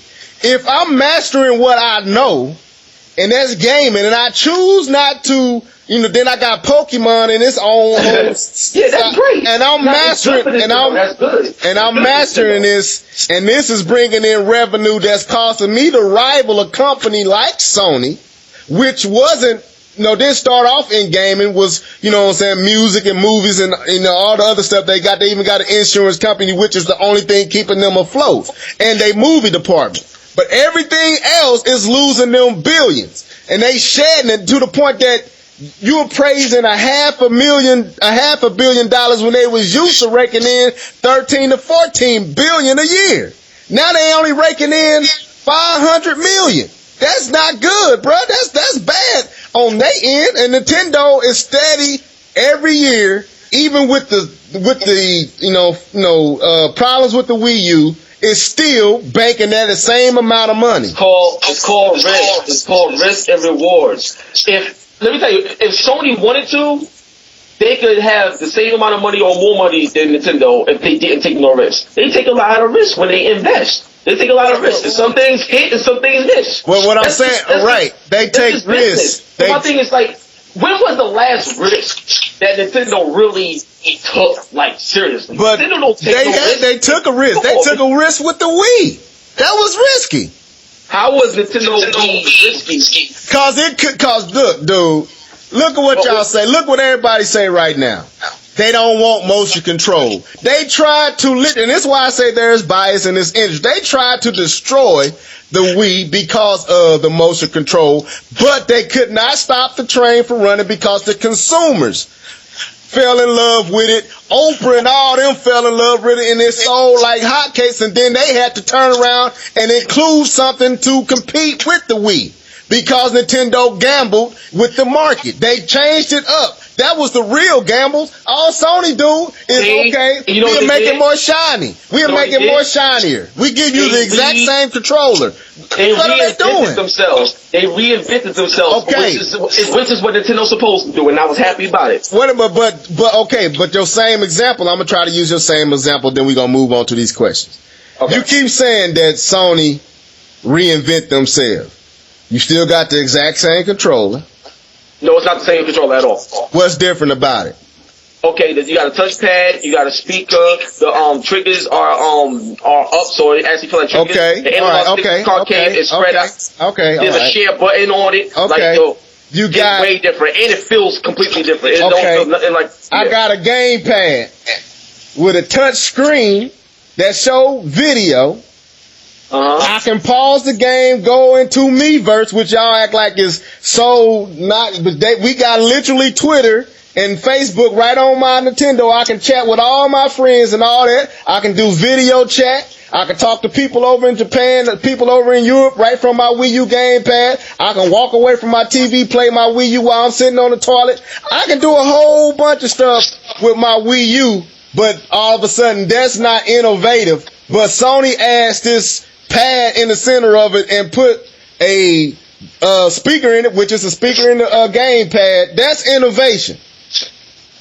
I ain't saying the Wii U gamepad wasn't innovation. I was one of the biggest dudes promoting this shit when I was playing Zombie U. Right. Like, you know what I'm saying? Okay. I love the gamepad, but it doesn't work well with every game though. To be honest with you, that's why I got the Pro controller, because it doesn't feel like playing Call of Duty with the gamepad sucks ass. Like, it don't even feel good. Well, that's your opinion. I can't argue your opinion, man. That's you.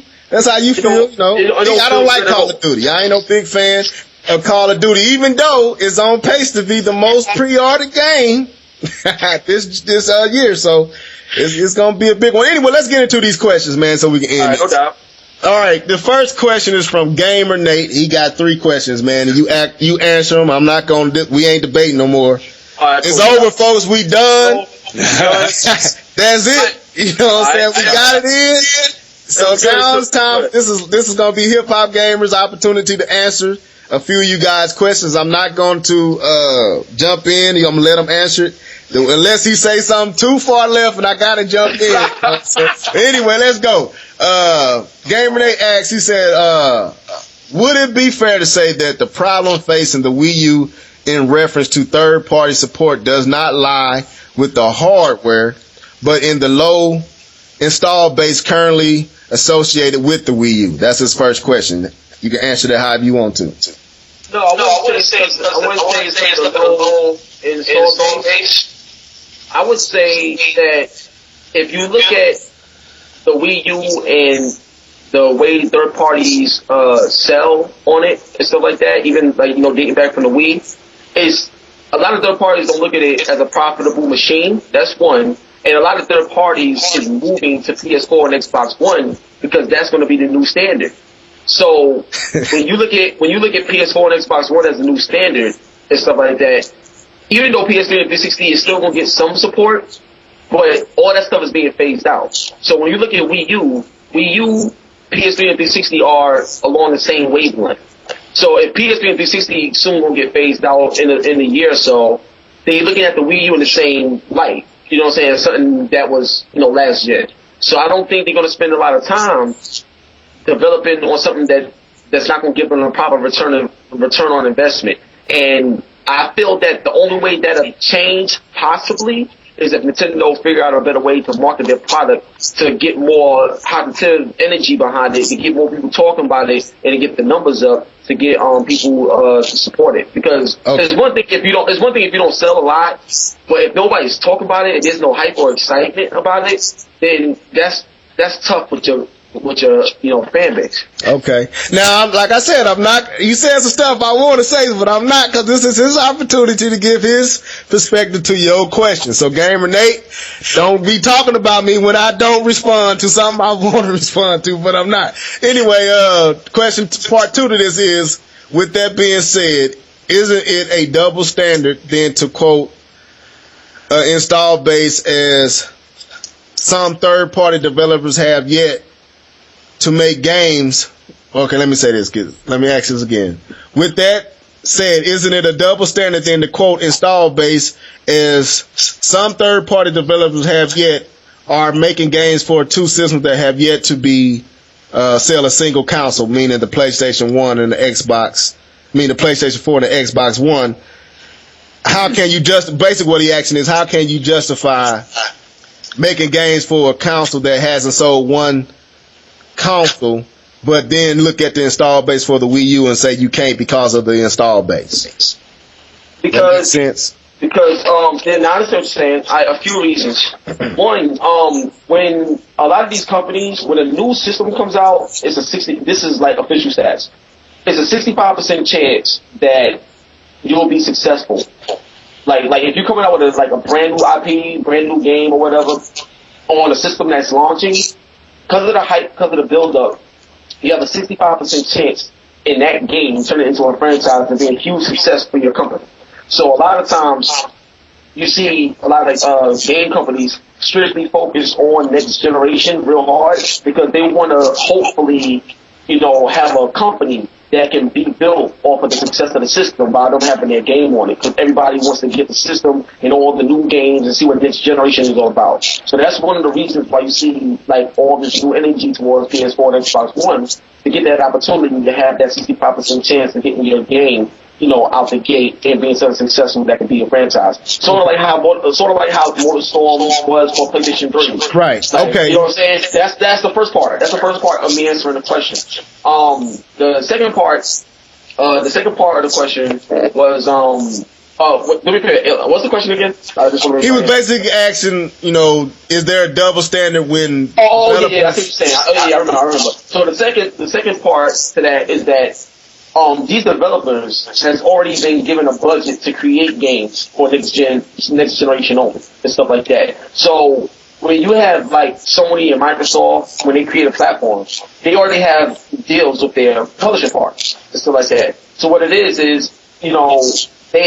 they work with all of them to bring those games to the new system. So even though not one system is sold and stuff like that, they build up the pre-order numbers. So right now, technically, there's over 2 million PlayStation 4s according to pre-orders. Xbox One is close to 1 million. So there's already, fan base. You know what I'm saying? There's already a base waiting for it. That's why you see them trying to get in there and get their game on that platform too. I thought the pre-orders for the Sony PlayStation 4 was right at 1 million. Nope. It's a little over 2 million. I got the official facts from GameStop. I know tons of people there and some of the executives. Okay, so, I ain't gonna argue. I won't argue with you on that. All right. Well, his last question, you kind of answered it, but he was basically saying if like what you just said, there's a 60-some% chance if you start a new franchise at the launch of a system that there's success for that game, then why would third party choose to skip? Oh no, this is how he said it. Isn't it third party's responsibility and fault as well as Nintendo's fault for not making games at the launch for the Wii U? Well, in that situation, there was games amongst the Wii U. Like example, Ubisoft, they had Zombie U, and that was only on the Wii U. Now the problem with that is because the Wii U wasn't properly marketed and supported and things like that, and that game was exclusive, because Ubisoft wanted to be one of the companies to demonstrate the cool things you could do with the Wii. But the thing is, because it was, exclusive, it hurt them bad. It really hurt them bad. You know what I'm saying? I was going to say my thoughts on that is I believe that a few journalists tried to destroy that game before it even got its footing. I agree. They trying to do the exact same thing with Wonderful 101. I played this game, and to me, it's like one. I'm gonna try to hip you to a dude named Player Essence. A friend of a dude on his YouTube, man. He a good dude. He want to even interview you, but I send you his information, and he got his own website and everything, but he made some good points on it. So, but anyway, we want to keep this thing going. Zim asked the question, why do you claim to say that you own, this is to you, Hip Hop, why do you claim to say that you own all platforms when you never ever hardly talk about Nintendo hardware, Wii U, and the 3DS? Do you think your Nintendo audience would like to hear about those platforms, or is it about pleasing the other audience? Okay, well, of course my fans would like to hear me talk about Nintendo, but Nintendo gotta give me something to talk about. Be honest, I'll give you an example of what I mean. With was the Wii U, right? I went out there, bought it day one and stuff like that. And like I told you, I played on 360 mainly because of the multiplayer.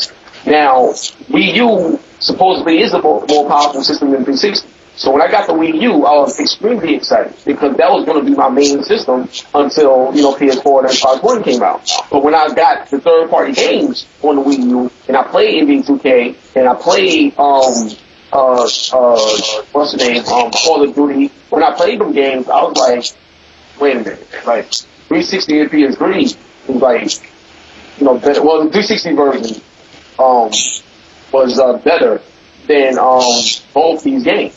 So in my mind, I'm like, well, what the hell? So then, as more demos, when I got the Zombie U game, I love that game. There was some problems with it or whatever, but I really liked that game. I thought it was real dope and stuff like that. It was really cool. But the thing is, after Zombie U, for a long period of time, there wasn't nothing from an exclusive standpoint that caught my interest, besides what I already had. Super Mario Bros. Wii U, obviously, that's an incredible game. But, I'm a big fan of Mario, so I'm going to always play that. But the thing is, there was nothing else.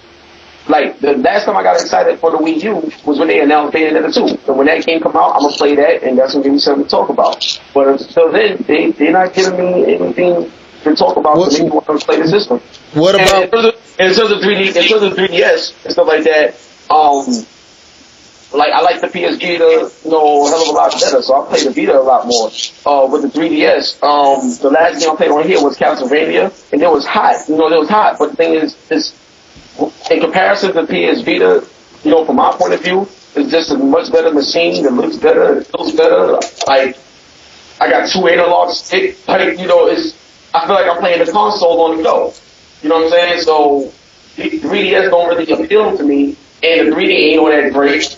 It's not all that to me. And honestly, to play around with it for a long period of time, because it's this rectangular shape, it hurts, like, after a while. And then the analog stick is just like the PSP analog stick. It's a slider. It's not really a stick. It don't feel right when I play it. So I don't really like the 3DS too much in terms of just playing the system.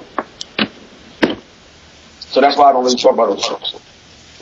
Okay, what about, like Wonderful 101 and all the other games? There's a lot of other games, that never get covered by you. Yeah, I saw Wonderful 101, and I was trying to get an interview with that game too. But when I was at E3, it was just hard. Like, Nintendo, they had a long ass line, man. It was hard, and I had other appointments. I just couldn't get it. But I'm interested in doing interviews, a lot of interviews with what Nintendo Wii U are doing. So it's like, hopefully I can get this 102, 101, Bayonetta 2 interview going. And I really like what I saw in the new Mario Kart. That shit was phenomenal. And go look at Monolith Soft. Look it up, Monolith Soft X. Oh, yes. And Sim, you heard it from him. He's going to try to pick up his Wii Nintendo coverage from here on out. So your plight has been heard. Now this is the last question, and then we going to close it down. We right at 2 hours. Wii U Mad. I love that name. Oh, that's my dude. I know him. He says, what will be your reaction when the Wii U outsells all other consoles this holiday season? And part 2 to this, 2 Sony consoles, outsell Sony consoles and Microsoft console. And should that momentum continue throughout 2004, how will you view Nintendo then? That make any sense? Well, so what he's saying is... He said, what would be your reaction if the Wii U outsells all other consoles this holiday? Meaning the PlayStation, Sony new system, and the new Xbox. And if the momentum should continue, how would you view Nintendo after that? Well,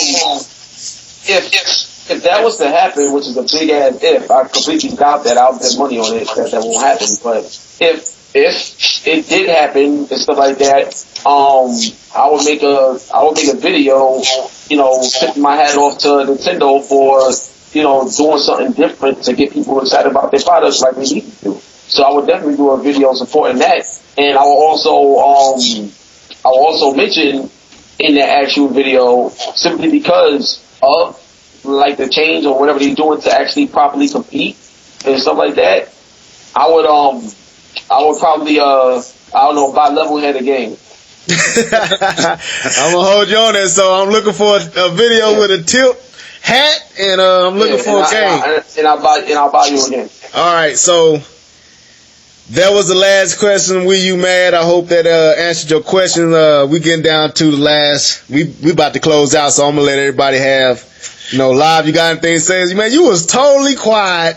Hey, look, I was enjoying both of you guys go back and forth on, topics that I love, So, hey, we all got a voice, we all got our opinions, but sometimes it's just nice to sit back and relax and listen to two guys, that's in the industry that can, that can go back and forth and give their opinion, without arguing, about it. Right. No doubt. I love this, man. This is great, man. I knew it was gonna be great too. Like, I like your spirit, man. You're a cool dude. Real talk. Yo, check this out though, Live.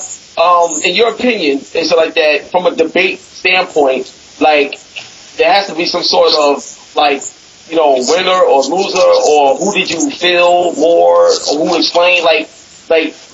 You gotta rate this debate in your opinion. Who do you think came away with stronger points, or kind of sum up what you experienced for the past 2 hours in your opinion from both sides. From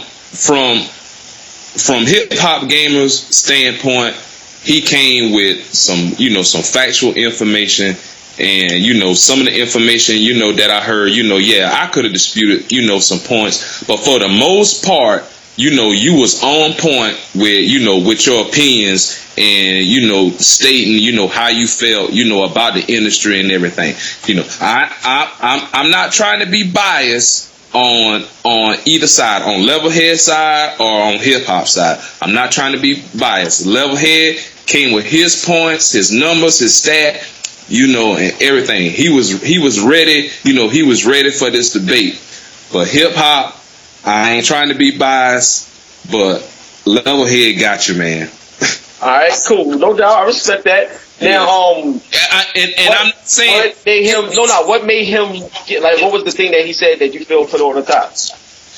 The thing that got me the most with Levelhead was when the number one thing that stuck with me was that Mario, Mario and and the numbers that Mario sell, that stuck with me, because 10 million, that's a lot. You can't sit up here and say, well, okay, you got Mario, you got Zelda, you got Donkey Kong, you got Metroid, you got those key titles. Right. Those first party titles, those are strong. That's like the holy grail. Those right there. Anytime when you dealing with exclusives that's come from any Microsoft, Apple, I don't care. When you dealing with those four right there, you're gonna have to bring it. And I'm not saying that Sony doesn't bring it, but they're gonna have to do a whole lot more. Like you said, Nintendo, they rehashes, some of their games. Yeah, they do that. But Sony kind of does, the same thing too, to a certain point. But so what you're telling me is, okay, if you look at the iPhone 4, it'd be like the iPhone 4S or iPhone 5 or whatever. And you look at them, and it's like iPhone always sell. It's like they don't get it. iPhone always sell. But the thing is, if you spend $500-$600 on an iPhone 5, then have to spend another $500-$600 on an iPhone 5S or whatever, do you feel like there was enough upgrade to ask for that same price? Just like how Madden is $60 every year, but there's not enough changes. How people be saying that? Yeah. Yeah, I agree with that now. You know, if like say for instance, if I just bought the iPhone 5 and then they come out with the 5S and it's really not that much improvement, I'm not gonna spend $500 on it. And would you consider that like forward movement, or would you consider that my brand is so strong that I can just release anything and people will jump? Yeah, I feel like my brand is so strong that anybody gonna jump. Okay. So the point I was trying to make when I asked you those questions is that Mario is a strong brand. I'm not saying that. Mario's a strong brand. But as great as Mario is, Mario still lives on a platform. Mm-hmm. And if generation after generation after generation after generation, the results of your platform drops down, you know what that reminds me of? That reminds me of a basketball player dropping 50 points in a game but losing the championship. See what I'm saying? So Mario is always going to have those numbers, but your platform, which is your team, which is your representation, is not getting a championship. So if you're not getting a championship, what are you really winning? But that's what I'm saying. That's my whole point is this. Do you see what I mean? I see what you mean, but it's kind of screwed a little bit. And that's what I'm gonna say. You keep saying that Mario is rehashed. Okay, to an extent it is. But Killzone is rehashed. God of War is rehashed. Infamous is rehashed. All these games got the exact same foundation. God of War doesn't do anything different in no game that they made. Only thing is different is the graphics might look a little bit more shinier. Killzone the exact same way. That's not true. That's not true. Okay, if that's not true, then it's not true for Mario. Okay, here's the point I'm trying to. You're not understanding what I'm talking about in terms of rehash. It's not even the rehash thing level. What it is that if you look at LEVELEDHEAD, this is the point I'm trying to make. If you look at PlayStation 1, right? Mm-hmm. Killzone wasn't on PlayStation 1. You know what I'm saying? Like, that didn't exist there. So, but when you went to PlayStation 2, Killzone was born. But as well as Killzone was born in PlayStation 2, God of War was born. God of War wasn't on PlayStation 1. He started out on PlayStation 2. And then when PlayStation 3 came, God of War was there, Killzone was there, but then you had Uncharted, then you had Last of Us, and all these other games come. That wasn't on PS2, that wasn't on PS1. Well, now we got PS4, and then you got NAC, you got Drive Club, and you got all these other things coming. So the point I'm trying to say is that, we know that Sony, we know that Nintendo has their mascot, which is Mario, and that's great because it sells and stuff like that. But to me, as a game developer, like real talk, as a game developer, and game developers will tell you this, like, how can you be so creative when all you do is rely on the same, brand to always save face? Can I answer this question? To me, we gonna answer this. I'm gonna answer this question, and we gonna get out of here. Let me answer it. Yeah, this real talk. All right.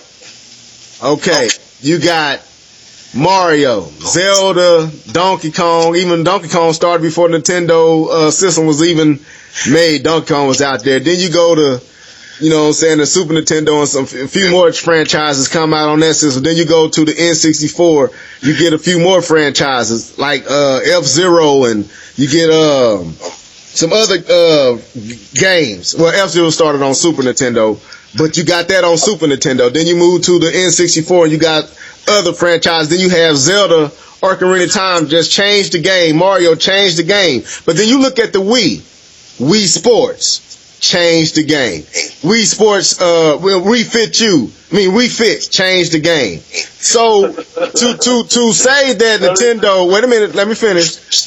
The point I'm trying to make is the exact same credit you're giving to Sony can be allocated to to Nintendo and each system that they made. It was a new franchise introduced on all those systems as well. Wave Race came on the N64. That was the game I was looking for. Came on the N64. You didn't have that before that. And some of these games haven't even shown up. Star Fox haven't even shown up in a whole generation. So it's not like Nintendo doesn't have a portfolio of crazy amounts of games. They choose to bring them out when they choose to, because that's how dominant, that's how potent they first party is. You don't even have a face for Sony. Halo but see, is the face. That's a good thing. That's not a good thing, man. That's a bad. great thing. That's a great thing. How is that a great thing? Because the face of Sony is great games.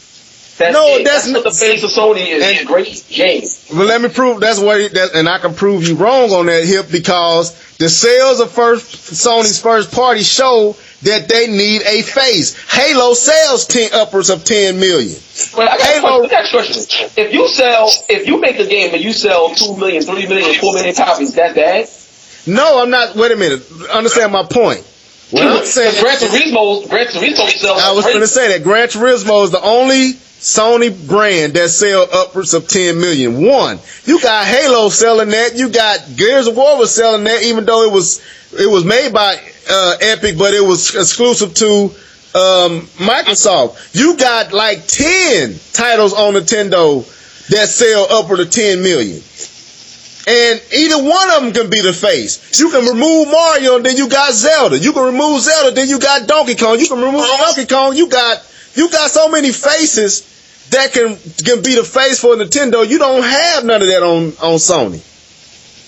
So I ain't trying to. I like Sony. I always say this, and I said it before. This generation, I use my PlayStation 3 the most.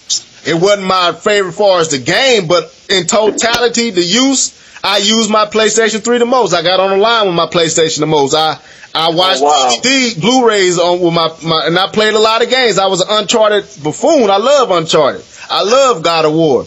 But at the end of the day, Sony problem is it doesn't have a face, and they're too expanded. They got their hands in so many things, and they're not pulling in enough revenue from these things to exist. So that's what I'm saying, man. But that's my opinion. I ain't gonna, I'm gonna tell you something. See, what I love about Sony is that they not. When I say they don't have a face, I don't mean they don't have a face. They're not limited to one face. That's what I mean to say. Because they got Kratos, they got Nathan Drake. You know what I'm saying? They got a new character with Infamous Second Son, but they had Cole McGrath. You know what I'm saying? They create characters, man, like, for real, like. Yeah, they got characters. I ain't gonna that, but if you walk down the street and you ask the average Joe that don't keep up with gaming, like, maybe Mario is king. They gonna know. Let me finish. They gonna know Mario. Wait a minute. Let me finish. They gonna know Mario. They gonna know Zelda. They gonna know Donkey Kong. But they also gonna know the Mii character. The Mii on the Wii, the Mii and Wii Sports, the Mii. They don't know that, and they still won't know Kratos. Nah. You bugging. Okay, all right, man. I'm telling you. But anyway, we had to do it again, man. We gonna have to do it again, man. We gonna have to do it again. Well, put like this, just to end it off in terms of question wise. I know y'all had a question about when I know we fans said when Wii U sells and all this other stuff is gonna happen. But here's what I'm gonna say. What's gonna happen when PlayStation 4, Xbox One come out, and within the first 3 months, PlayStation 4, I'm gonna say PlayStation 4. I believe within the first 3 months, I would say by March 15th, 2014, PlayStation 4 would have outsold the Wii U already. In 3 months. Yeah, so November 15th it comes out. So you got December, January, February, March. So March 15th, 2014, I believe PlayStation 4 would have outsold the Wii U. What would I think? Are you talking to me and Live? Yeah, like what would John say if that happened? I'm gonna say, well, great. That actually what I'm waiting on. What you gonna say about your boy Mario then? I'm still, man, it ain't gonna hurt Mario. It's like comparing. It's like somebody said today. It's like comparing Disney to Warner Brother. I don't care what Warner Brother do. They ain't messing with Disney. I don't care. I don't care what Sony do. At the end of the day, Mario is tried and true, man. You can't like Live said. They got the Holy Grail, man. You can't really budge that. You just got to deal with it, you know. But I want to ask you this, man. Who produced beats for you? Quite a few people. I got this dude named Orlando who make beats for me. I got this dude named Jake that make beats, and I get beats from him. Man, let me produce a beat for you, man. My boy, make one to send it to me. I'll make you gonna have to send me your contact. I've been thinking about you, man. I'm gonna make you some hotness. Oh, my joint is HIPHOPGAMER at HIPHOPGamershow.com. I don't want you putting it out there for everybody to get, but I guess you already done it. But anyway, man. Public knowledge, man. I got nothing to hide. Okay. That's what I like about you. But anyway, man, let me say this again, man. We appreciate you coming on our show. Thank you guys, man. We got mad respect for you. We got Torrance probably don't believe this, but I got mad respect for him, man. But he be making me mad on Twitter too. I ain't gonna. Torrance be be a jerk sometimes, man. Torrance is an asshole, literally. His asshole is like the size of an Xbox One. But y'all keep doing what y'all do, man. Y'all are highly intelligent. I love what y'all do. Y'all good at what y'all do. And it's a breath of fresh air for a cat like me and Live and other folks to look in and see a cat like you holding it down in game and still staying true to your roots. So, man, we appreciate it and we bless you. We seeing the blessings of the Lord on you and everything. I got to do that, man. Thank you so much, man. I appreciate it. You keep elevating, man. You keep holding it down. Live, you got anything you want to add to that before we bounce out here? Man, my sentiments go to, the same way, man. Hip hop, keep doing your thing, man. Don't let nobody, take you down, man.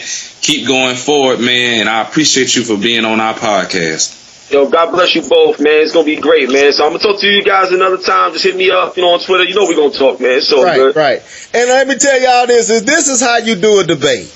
See how you end is the respect. You got your points across. You enjoyed yourself and you still leave with a smile on your face respecting the next man. So with that being said, Live and Level Gamer Podcast, deuces. Peace. Mr. L Live and that boy leveled. Boy leveled. Boy leveled. Mr. L Live and that boy leveled. Boy leveled. Boy leveled. Mr. L Live. Mr. L Live and that Mr. L Live and that boy leveled. Boy leveled. Boy leveled.